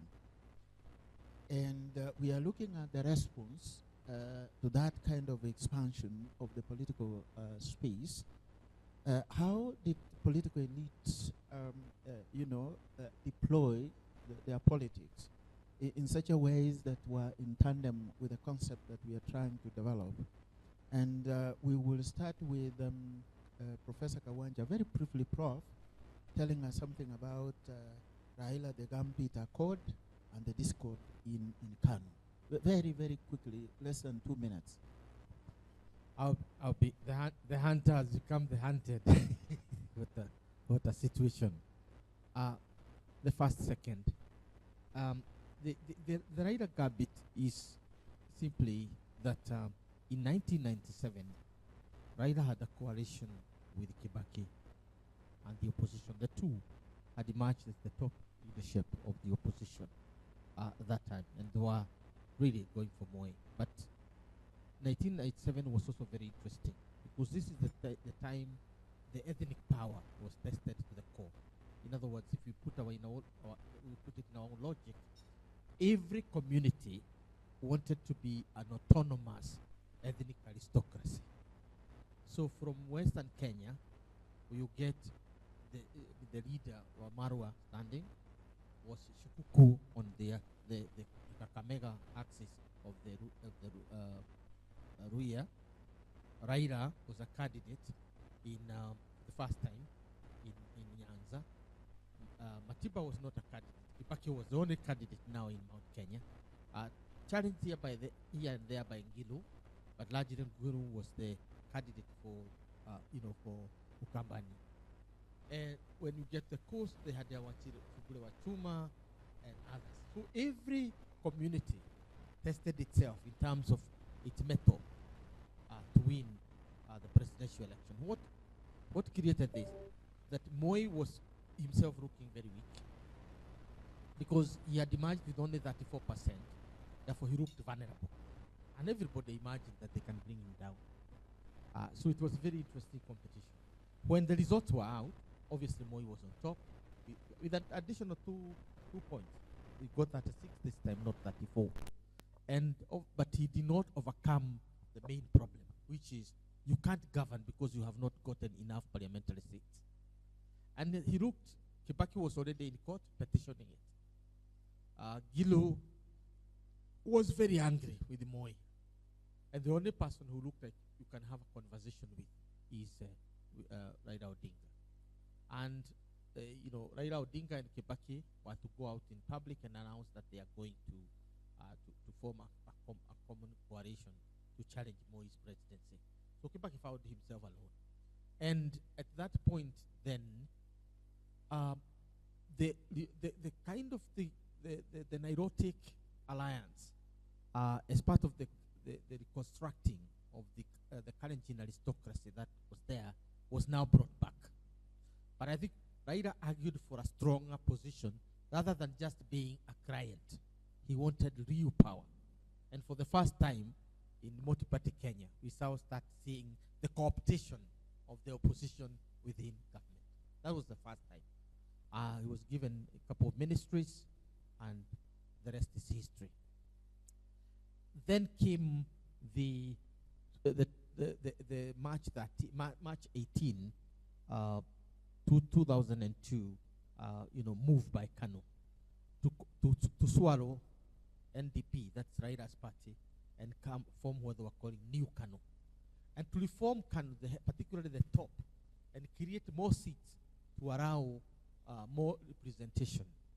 The casualties were actually members of the Kalenjin group, because Moi is supposed to be exiting, but he is the chair. And at the lower level, they have to exit certain seats in order to give to other communities. That is a sword that cuts both ways. It cut on one way to maintain Moi's power when he was in power. But it also meant diminished power for other actors. We saw for the first time the entire of the group that was loyal to Biwott was really kicked out. George Saitoti, remember, he lost his seat. Kamotho lost his seat, and many others. Most of the people who were around Biwott lost their seat.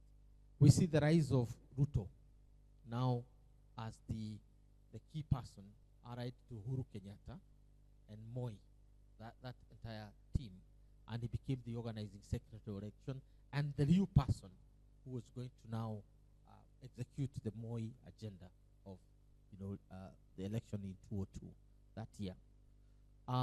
So in short, we're saying this is a period when attempts to reconstruct a larger multi-ethnic aristocracy, a multi-ethnic aristocracy, by co-opting, in the British language, I think you would use the knighting, by knighting other people from other communities, so that you have a more broad-based multi-ethnic coalitions with different peoples, different colors, the rainbow colors. This is the attempt that Moi was making. It backfired on him because the idea that at the core of this aristocracy is the Nairots. And the Nairots here are the Kalenjins and the Ruos in this particular case. And now appointing a Bantu or the other side as the heir to Moi, that did not go down well. And that aristocracy had to collapse. And at the same time, Moi had already purged or removed from the center of politics some of the people that were core to his aristocracy. Makto had to give way to Uhuru at some stage, if you remember.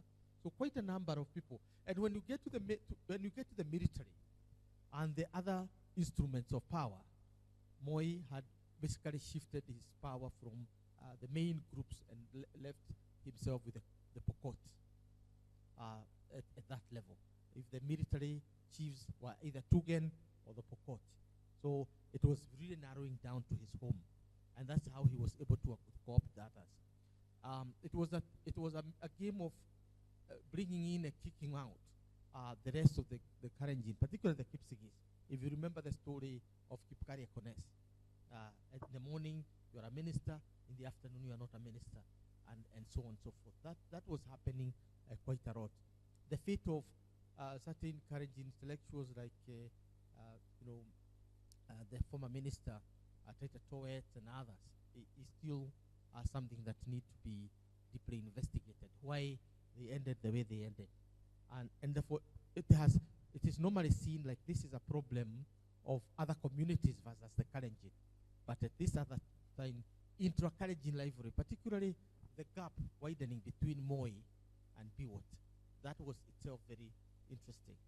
And Biwott beginning to feel even threatened.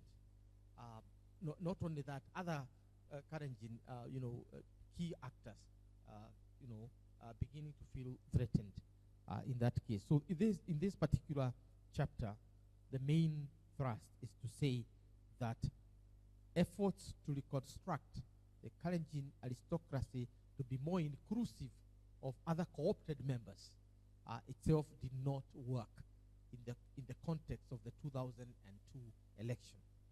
Had it worked, then Moi would have won the 2002 election, and Kanu would have continued to govern, just like CCM in Tanzania. But in this particular case, the mathematics did not add up, and therefore the opposition ended up, getting there. But I think the other one is going to be discussed as the follow-up. So my point is that by 2002, Kanu was at its weakest because of that failure to hold for the aristocracy to hold together. Thank you. Okay. Coming together of political parties and political interests as a response of the weakening ruling party. One other way that the ruling party responded to its weak position was through sparking some kind of chaos in different parts of the country, which brought a very interesting situation that I called a few months back, I think it's a year back, when I gave a paper that I had entitled The Unholy Trinity, where I was exploring the intersections of land, violence, and ethnic identity. We want to hear from one of us who dealt with that state of affairs, Dennis Monene, to talk about ethnic violence in Kenya. That one was presented. Okay, let's go then to the last one, the final fallout and Kano's defeat in 2002. Justus.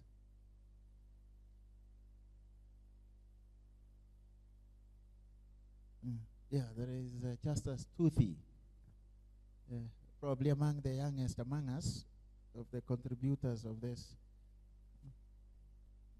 Yeah. Okay. Thank you very much.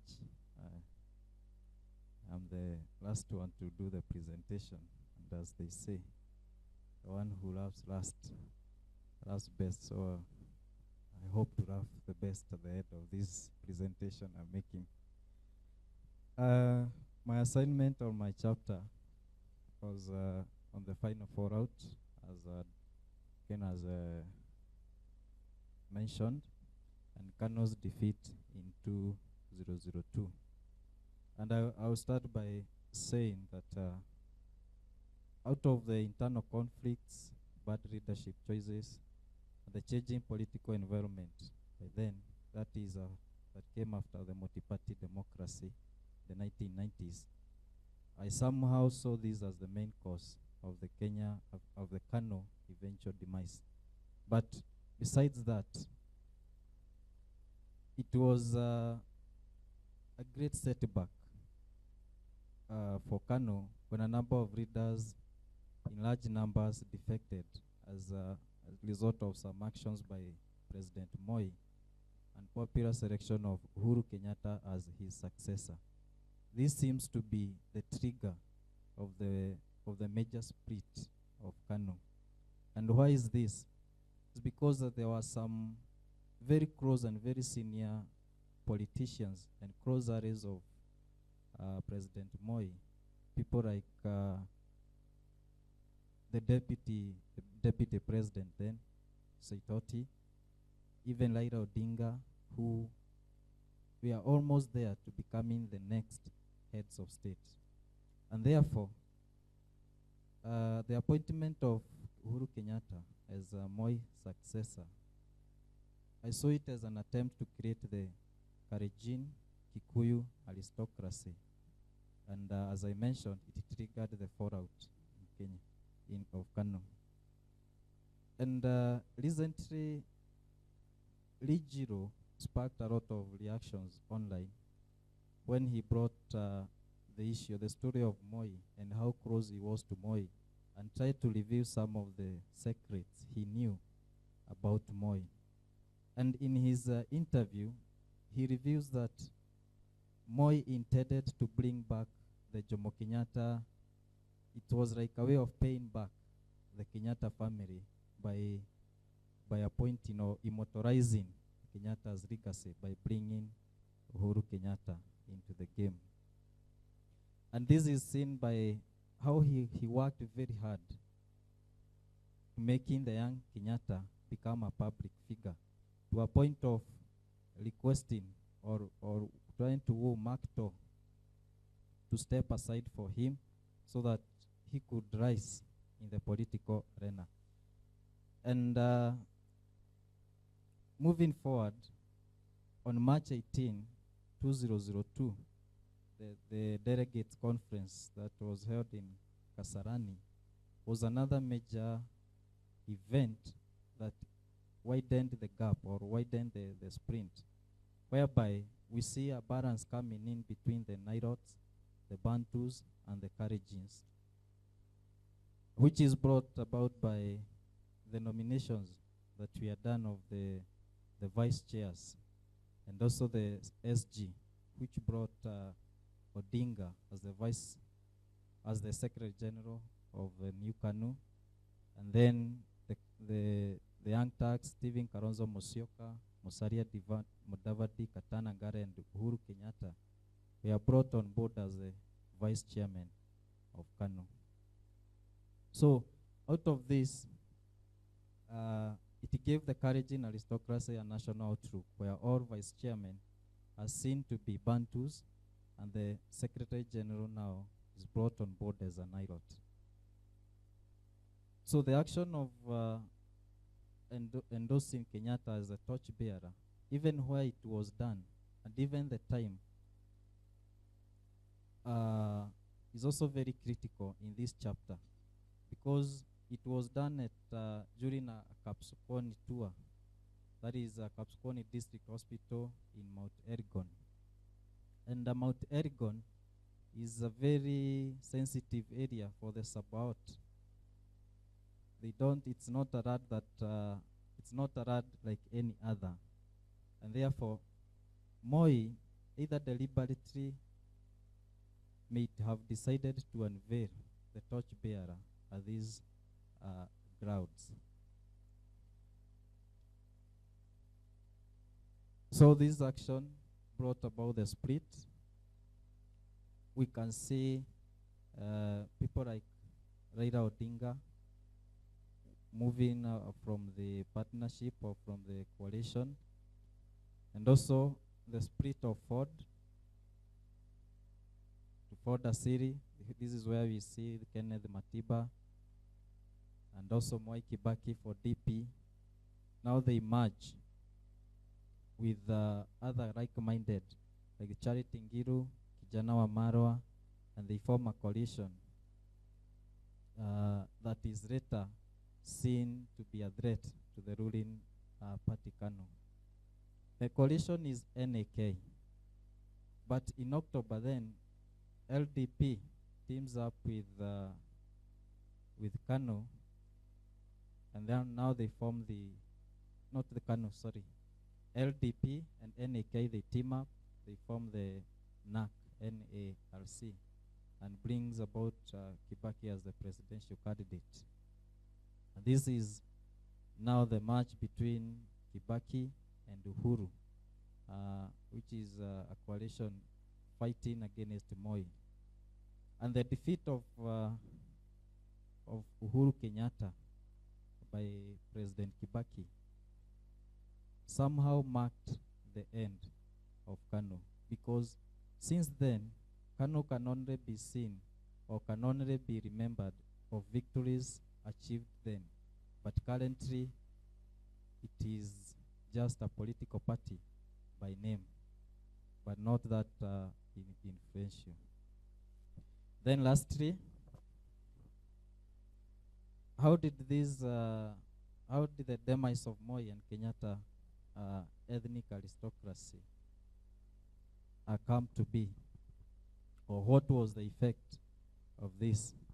There was a lot of tension, political tension, as Dr. Ken has mentioned.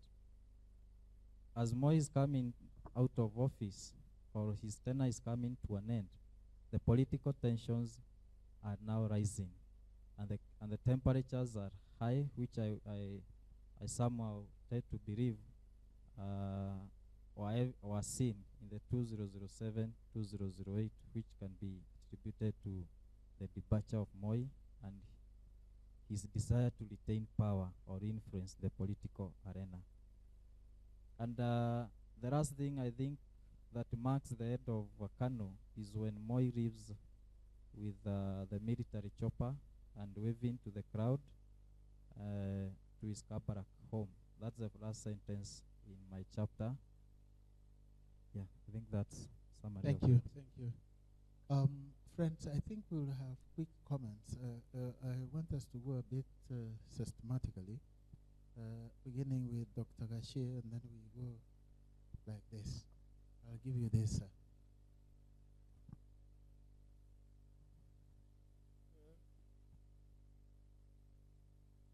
For this one, we are speaking from the chapter on the Intra Kalenjin libraries, and these two. Well, I've listened to both presentations, and they are well put through. Well, we had a sidebar with Prof, Yeah. And we agreed on one thing that we need to see the flow. I think we need to see the flow, and also there was also consensus. Sometimes we are mixing the concept of the class you're speaking to and the political aspect of those two. So we need to, I think, win off the political, though they are connected, so that we stay on our theorem. Because our theorem is that we are moving from Happy Valley, adopted the culture of violence and what it is, and we go all the way. But along the way, I think we are branching off to the political aspect. For example, with the fall of Kanu, does it mean that Kanu was synonymous with the concept? So when Kanu fell, is it the same time we can also say also the class fell? I think that is only my the area that we need to arrange. Prof. Let me first of all ask, whom are you targeting in this publication? General readership or the academic? That is important in relation to what my brother here is saying, and we are ready to discussion with him.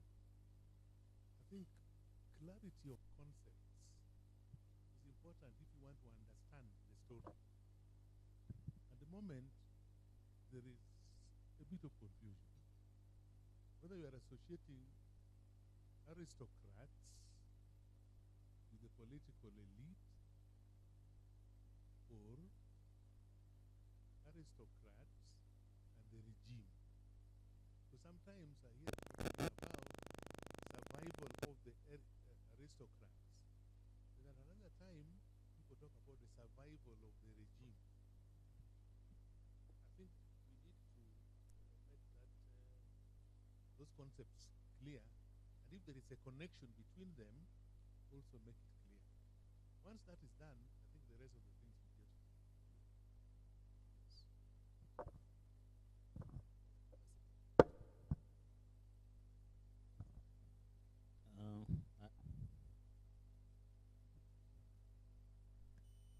Who is in tourism, but we will talk about that. The only my village.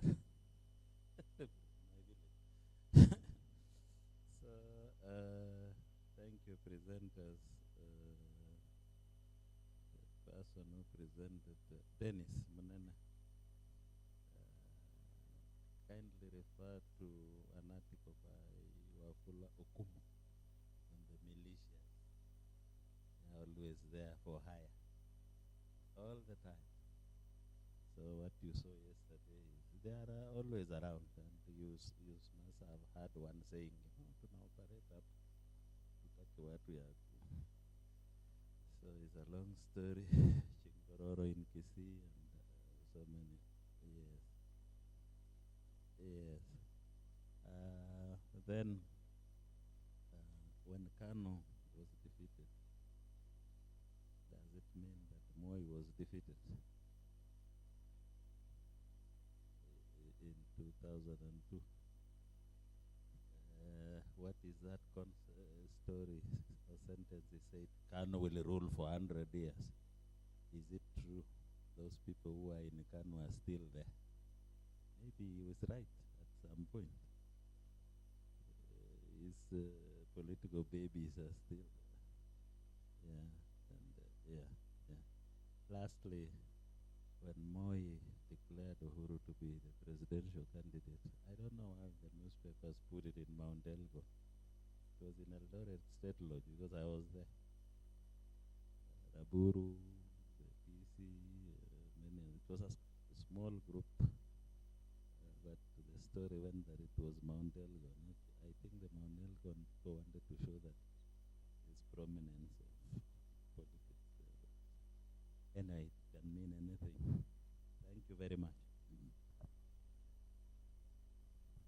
Sorry, I missed the discussion. What, the two last ones, yes. And this is how I see the flow. If you look at 1 through 4, as my brother here was talking, I was just thinking about how this can flow. As you look at 1 through 4, that is the foundation of the formation of these ethnic aristocracies. And that is coming now. That's the generation that came from the colonialism, and then the founding fathers now from Kenyatta now coming on to Moi. That's what I'm seeing in number 1 through 4. Then the second session, this one on top here on this side, that's a schism between and among the players within the aristocratic class. Then when you come to the next one, that's what Dr. Keshi was trying to say, that's the disruption of the continuation of the aristocracies that started to happen with the 1992, the multi-party. That disruption disrupted the flow that was there from the formations to the schisms, now with the disruption. Then when you come to the last one, the one that you just did, that's a fall or the starting of the falling of the founding aristocracies within the ruling elite in the country. And I think if in your introduction, if you're able to have it flow that way, you have the British influence into the formation of the aristocratic class of our political elite. Then from there you have the schism between themselves, and therefore they're killing each other. And that's why you don't forget to mention the JM Karaoke Manders and Tomboya in the previous regime that formed the basis for the psyche that Moi took over and started the Nyayo thing. And from there, they started fighting among themselves, and they're killing each other. Then from there is the disruption, the multi-partism that came. Then from there is the starting of the falling of those aristocratic families. The problem I have with where we are now is the same players who've been there for 30, 40, 50 years. Those families are still there, and they're still controlling the political speech and the political pace in this country. The Wamalwas, the Mudavadis, the Odingas, the Kenyattas, they're still there. And I think as you close, probably you'll be feeding us forward into what do we expect now in the next generation. That's the 202 generation are moving forward. And how do we move away from these aristocratic families that pretty much inherited what they have from the British and without having to work for too hard. Remember, the Mau Maus were left out. The people you're talking about here are the collaborators who collaborate with the British. And those are, and I think if you have that flow, it might start now to make sense on where you are coming to the conclusion. Wow. This page 230 with the demise of Moi and Kenyatta. So sudden. Okay? I was not prepared for that one. Okay? So the story building to there.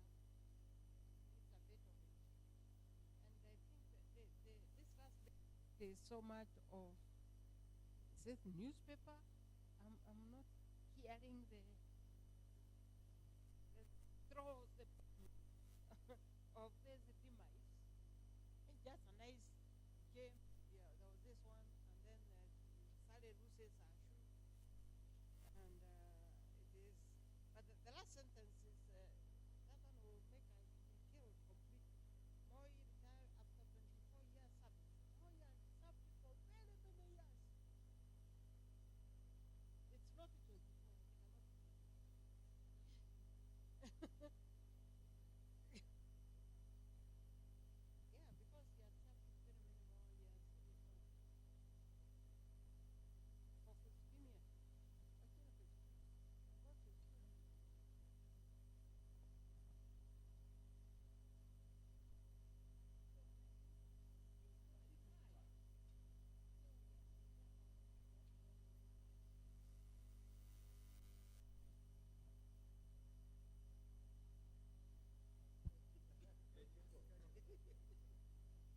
he was still serving. So I've been listening to all of us, and I think, like any other beginning, we have a very good draft from which we can enrich it. My friend Peter we need to read it so that you people, you're already in it. That's why you can't even keep it quiet. You're already there, so we need you give us some time to read, so that we are all at the same level, and of course do our own notes, so that when we meet again, if we shall, then it will be a richer document. Like I said, it's okay to fix this. If you are talking from nowhere, you will not have been discussing up to this time. So at least you have a document from which you can work. And as always, it's important that our sources of information, because that is where I start like an academician, like a historian. The moment I don't see where the information is coming from, I start now having doubts whether it is our thoughts or something like that. So for all the other papers that we have, the sources now need to come a little clearer and many more, so that you don't tell us that you have already, you have already done interviews. So we don't know whether the interviews are part of this or they will come again later. So that as we improve, even before we can even meet, those who have paper present, start now making your paper richer. So that when we meet next time, even when I say I don't see sources here, you tell me you have. We move on like that. So it is work in progress. We are happy, and I'm very happy that I'm part of this progress. And that takes me back to Kenyan history, 201 and 203. Yes, and it's good. I don't know whether we have, we write books many times without anything, a picture or something else. We have that can make this thing not just readable, but also visually nice, and anybody who is not a historian or political scientist can want to pick the book and just want to go through it. Yeah, so if we could, as we are going on, start looking for those things as we move on. Otherwise, it's a good start, and we are going to support with what we have. Thanks. Okay.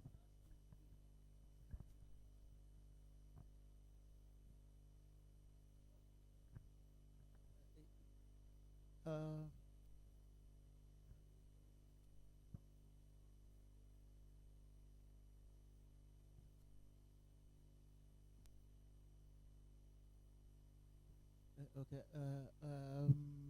Catherine? No, you can say hi to us.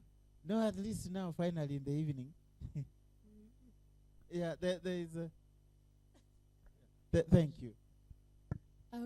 No, I think it's a good topic. And like I was saying at lunchtime, it gives a lot of reflection that succession is not accidental. Everything is planned. You're out there, you think it's just happening, but there's someone who wants Moi to become the president vis-a-vis someone else. There's someone who has determined Kenyatta will become the president, and that person, unfortunately, may not be me or a Kenya. It could be some forces out there. Yeah. Good. Things don't happen for nothing. Yeah. Any other person who has a comment? We have not heard your voice. You want to add something, please? Let's give me a privilege of hearing you. Yeah. So I think Prof said it at the beginning that I come from the sciences, but in terms of universal application of principles, I think I can also make some contribution to this. Also because part of the history I began to exist and to understand what is happening. So if you give us time to read, I will also make my written submissions. But what I see when we went from the first chapter to the last is that aristocracies also change in the way they are formed and how they are constituted. Now, what I'm getting from this discussion is we are thinking that that only happens, as you said, for them to survive or to preserve themselves.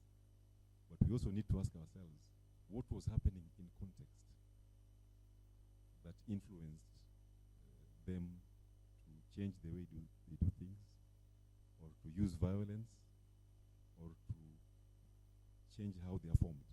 You know, the way you say Kalenjin Luo, the Nilotes, then it becomes Kalenjin Kikuyu.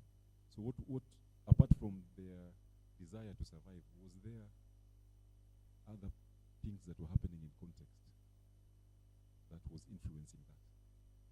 So when we look at that point where we came and discussed the multi-party, I am thinking that there was also the emergence of external opposition. So politically, when we opened the democratic space in Kenya, there were foreign agencies that saw an opportunity to also come and interfere into Kenyan politics by providing resources, and there then we start seeing the emergence of a vibrant civil society in Kenya. So I was thinking that is what I'll think about, or we can think about, is this emergence of the Kenyan civil society through external interference in Kenyan politics also might it have influenced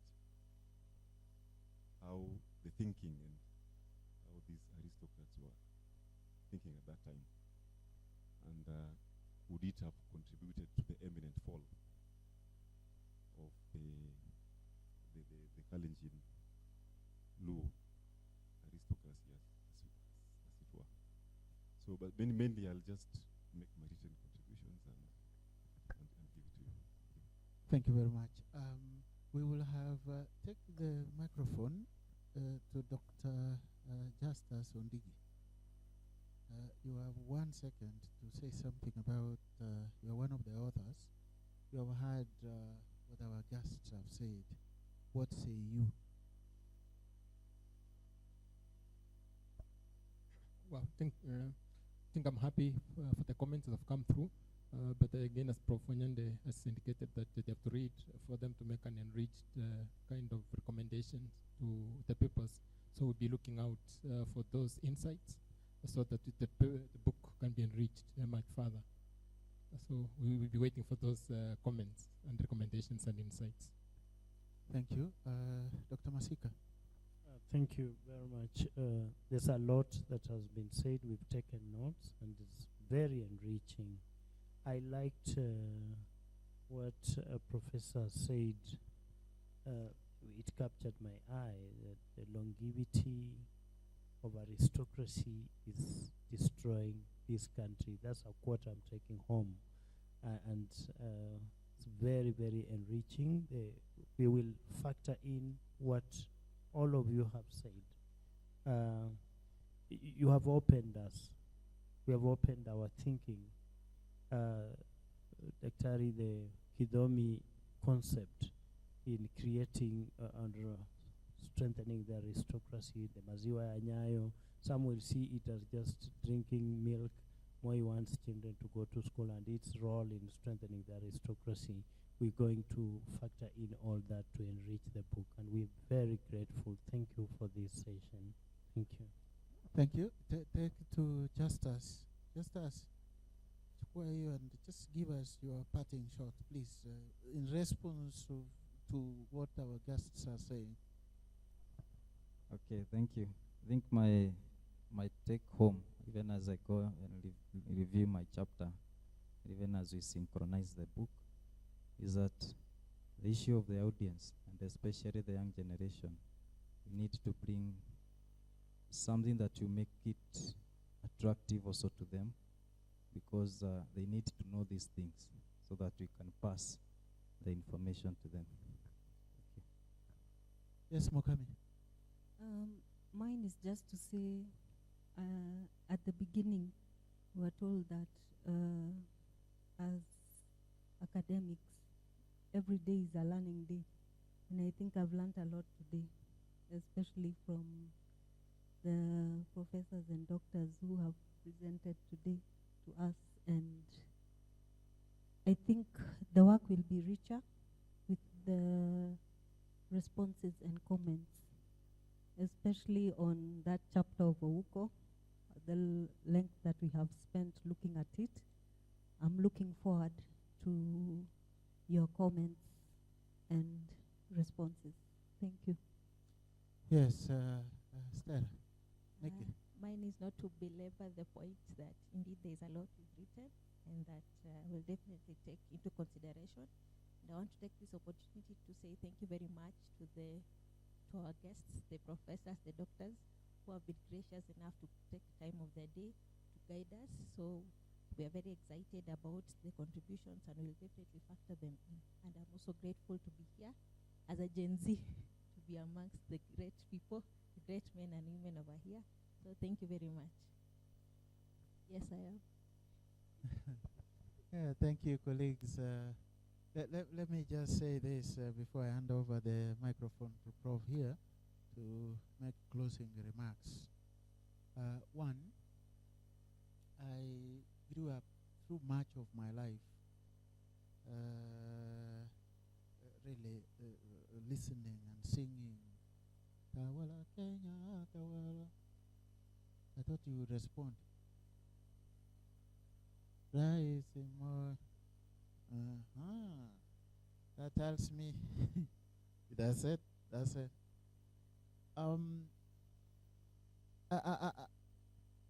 We sang this in both our national language, and also there are songs we sang in our own language. I remember I sang for Moi when I was a young boy during the Kisi agricultural show. Monto Gontebia Moyo Mogambio Kenya Bonte Viribuya. Monto Gontebia Moyo Mogambio Kenya Bonte Viribuya. Viribuya Baba Bingo Yabora Baba Komogolera. Somebody will translate that, but it simply means more or less the same thing of Tawara Kenya, but just says whoever is telling me about Moi, the president of Kenya, has told me something sweet. I hope Justus have done that translation correctly. Okay. I'm singing this in answer to what Dr. Kurugat was saying. The defeat of Kanu did not necessarily mean the end of Moi. I actually see Moi in power during Kenyatta's time. That's Kenyatta 2. Now it's even more evident. You see clearly, those of us who lived through. So wherever he is, mzee anafanya rungu kwa grevu hivi. Wherever he is.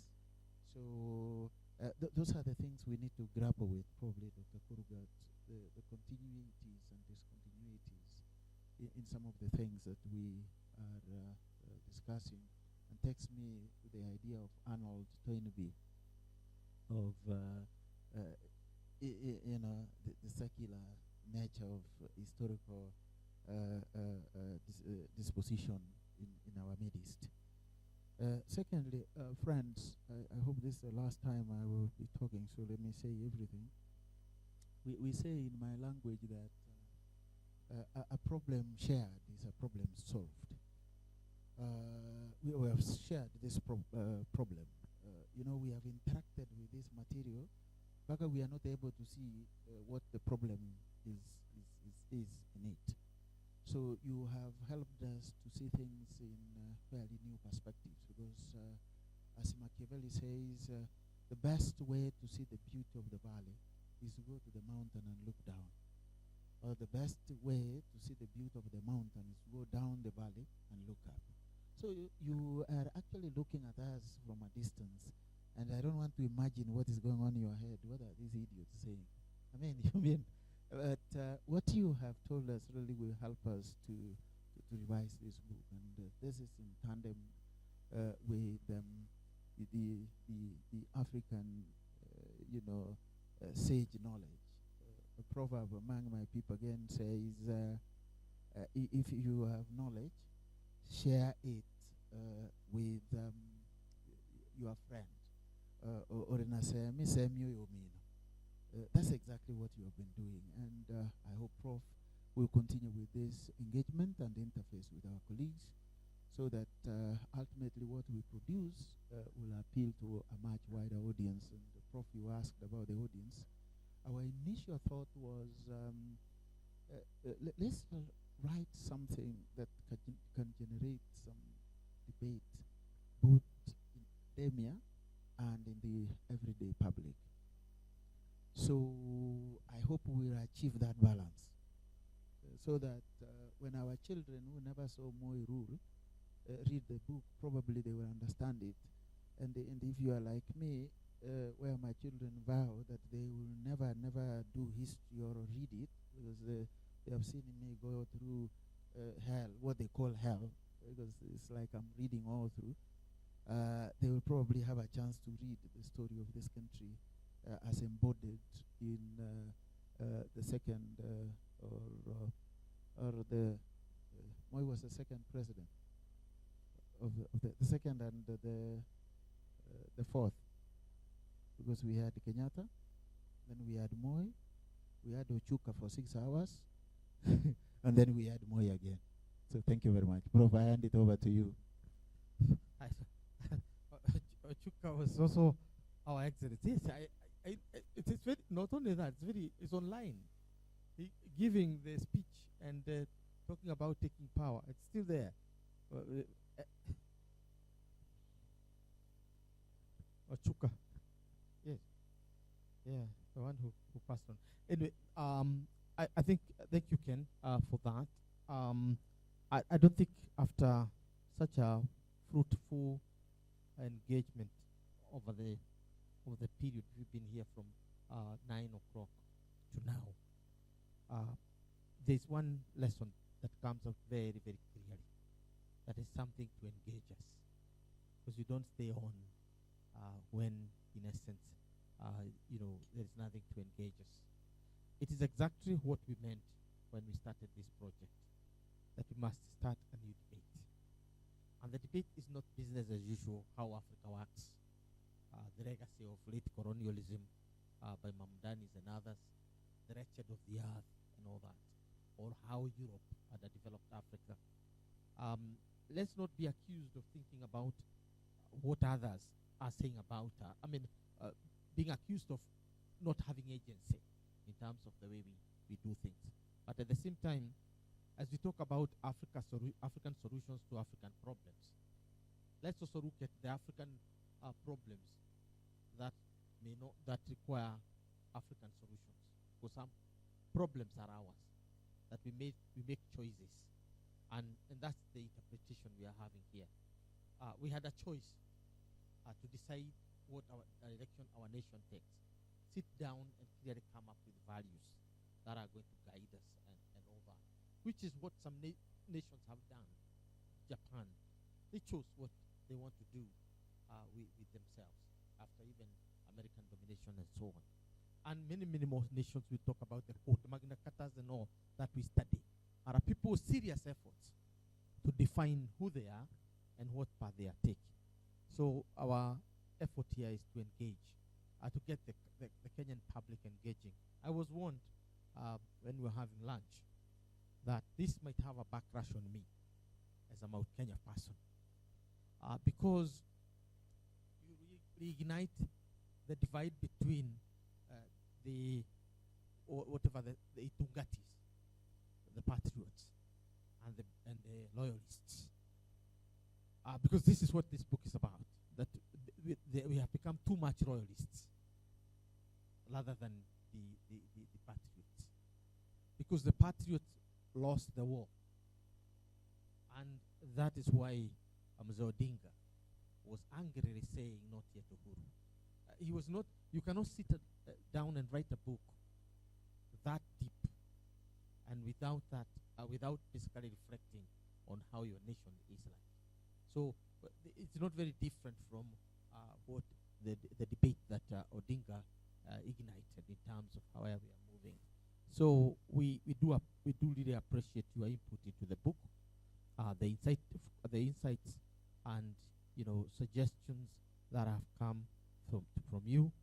We promise we've seen, we've taken copious notes, and we have, for me, I treasure this particular copy because it has everything that you've said. I've used every blank space so that I don't lose a comment at any cost.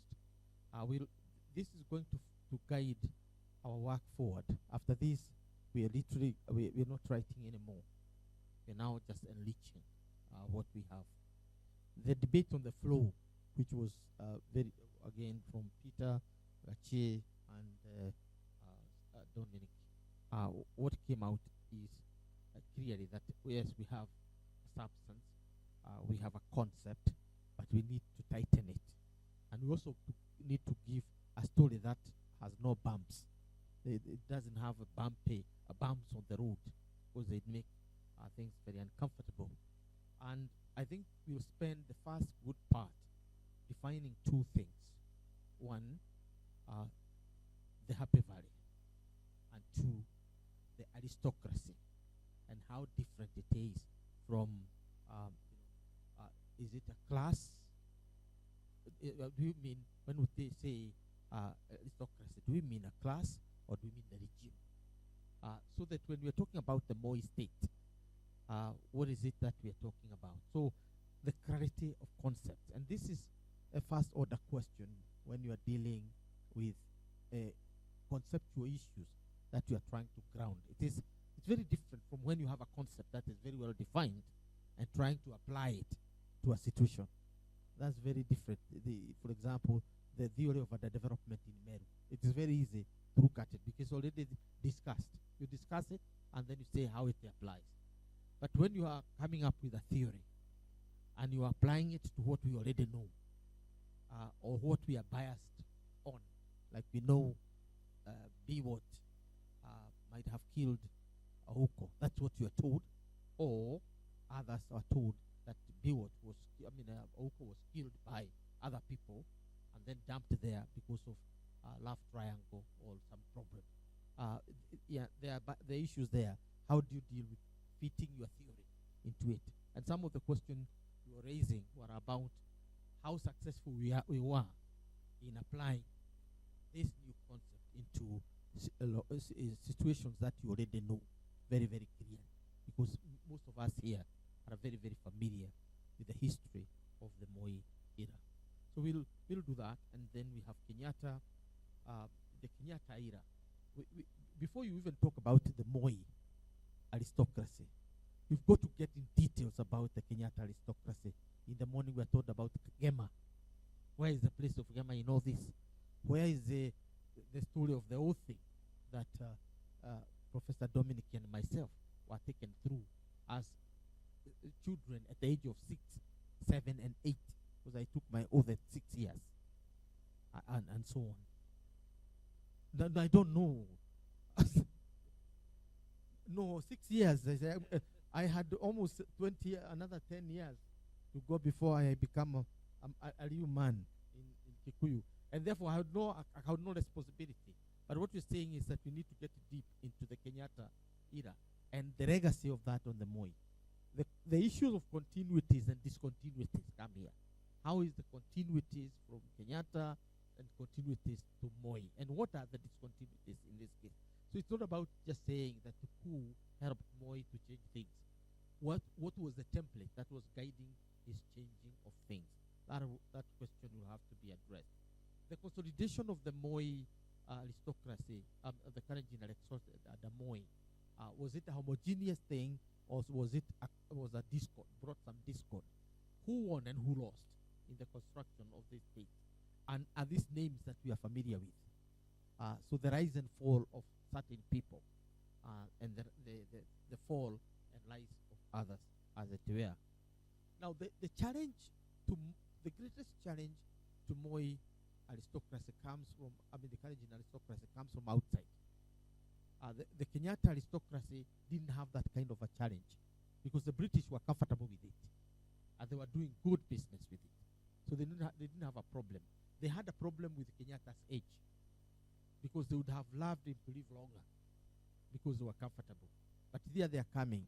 We'll explore this idea about Moi as his own man, and also as a man who had favors from other quarters, whether from God or from man. So Moi comes to power through either the hand of man or the hand of God, whichever theory you want to follow. But essentially, we have to explain this, how he gets to power. And finally, we are, in terms of this flow, we are talking about the challenges, the main challenge, which is the call for a regime change. Whether you call it democratization, you call it the push for pluralism, you call it for whoever, Kenyans wanted a regime change. And the regime change they wanted is the one from one that is despotic, one that is an authoritarian, to one that is very democratic. Not very different from the British challenge of their monarchy and the transformation of Britain to some democratic form. Not very different, but ours would take this unique form that it took. And then the response of the regime. How does it respond to this? And in its response, is it all violence? So there is violence on one hand, but there are also other mechanisms and approaches that are taken. And this have legacy on how we are behaving today. So the survival and coping strategies and mechanisms of the regime to its challenges. I agree with you, Peter, that we have to sit down as a team and rethink whether we want to end at 202 or we want to push this, even if it is by just adding one chapter that say something, so that, as Kurgat would say, we don't look like we are targeting Moi in his grave, which would look very vindictive because he can't defend himself. Why don't you target Ruto or target Uhuru because they are leaving? Why are you going for those who cannot defend themselves? We don't want to be accused of that. So we'll have to sit down. At the same time, we don't want to have a long book because Kenyans are not given to reading these huge volumes. When they see them, they don't like them very much, so to say. So you can imagine what, Dominic, you've said, because you're the one who was reading us through this clarity of story, the story that we'll be telling. You can imagine how helpful this has been to us in many ways. And therefore, I can't do much but to thank you very, very much. To thank you for the comments, to thank you for availing your whole day to us as a team, and to thank you for also giving us just your reverence. You're not most of you are not ordinary people. I see we have our students here, but they also have something to do where they were. But for somebody like Peter Pielo Lumumba, who came straight from the airport to here, and Mary and others. The last time I was with Mary in a sitting, everybody was like genuflecting, just going on their knees to Madam Commissioner. And I was wondering whether this is the Mary I was with in New York, in Boston, and elsewhere. So just gracing this moment at the time that we are trying to build an indigenous setup, the Center for Presidential Studies, so that in the future you might attract a grant and ask Peter, can you read us in this? Because we are reading in this other one. Because that's how scholars live. We live by getting something done. So this is the platform we are creating. It is ours. We started it. I would have been selfish myself and kept it to my institution. There are certain projects we are doing alone. And tomorrow we'll have something on China. We have not invited everybody. So that's whatever. But there are certain projects where we feel we need to share. And this was one of them. So I want also to thank Ken, my partner in this, because of really working with us. It has not been easy. It has not been easy in many cases. And basically, Ken has been very, very kind to us. More so, leading on our behalf the team at the University of Nairobi. He's been the team leader, those sites, and coordinated events there. I've been the team leader on this side, and possibly the overall coordinator of the project. But Ken has been such a wonderful partner. When I look at him, I see either Bruce Berman or Lonsdale, because they are very, very rare, partnership of this kind. Mary and the rest will do our best to get everybody included. The nature of the book, by virtue of the way we conceived, is co-authored, but you know how the World Bank does it. You acknowledge as a technical, the specific, not at the level of acknowledgement. There's a section called acknowledgement. No. You also indicate in the book that this is the technical committee that worked on this book, so that you are not, riding on other people's things and appearing such a giant, yet you are riding on other people's, what you can call ideas. The ideas that have come from here must be collectively owned. But we also know we are doing this for our republic. We are doing this for our people. We are doing this for future generations that will read and see what their fathers and mothers, grandmothers thought about their own republic. Because without this, and so many autobiographies that are disconnected appearing on our shelves, just reading divided stories, we need one cohesive story that tells us where the first drop of rain started hitting us. And with that, therefore, I want to thank everyone, and I want us to prepare ourselves, the political style, to craft for ourselves, and I want to harmonize this. I know in politics we normally say "Wushia," but I want us to do the traditional way, which is basically, let's craft for ourselves one. No, that's just the normal one. It makes me feel better. I do a lot of crafting in politics. No, there's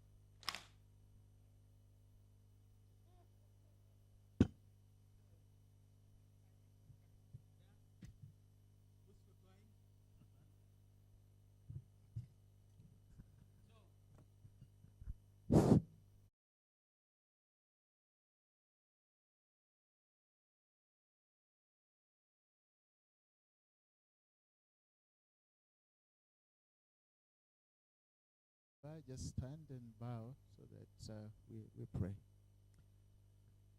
Our Father and our God in heaven, when we started this meeting in the morning, we came before thy throne of mercy and asked for your leadership and guidance. Father, as your children, we come before thee to testify that this far you have led us. Thank you for the energy. Thank you for the wisdom. Thank you for all that we have done and said today. In our conversations, Heavenly Father, as mere mortal beings, there are things we said that are against your will. There are things we did that are against your will. We ask sincerely for you to forgive us, and if there are things that we said and did that are according to your will, we ask you to add into them the blessings of the Holy Spirit so that they come to see the light of day. At this moment, we just want to live for our homes, and how we ask in a very special way, Heavenly Father, that it dismisses with your blessings, but not from your presence. And all these mercies we ask in your precious name, and let everybody say, Amen.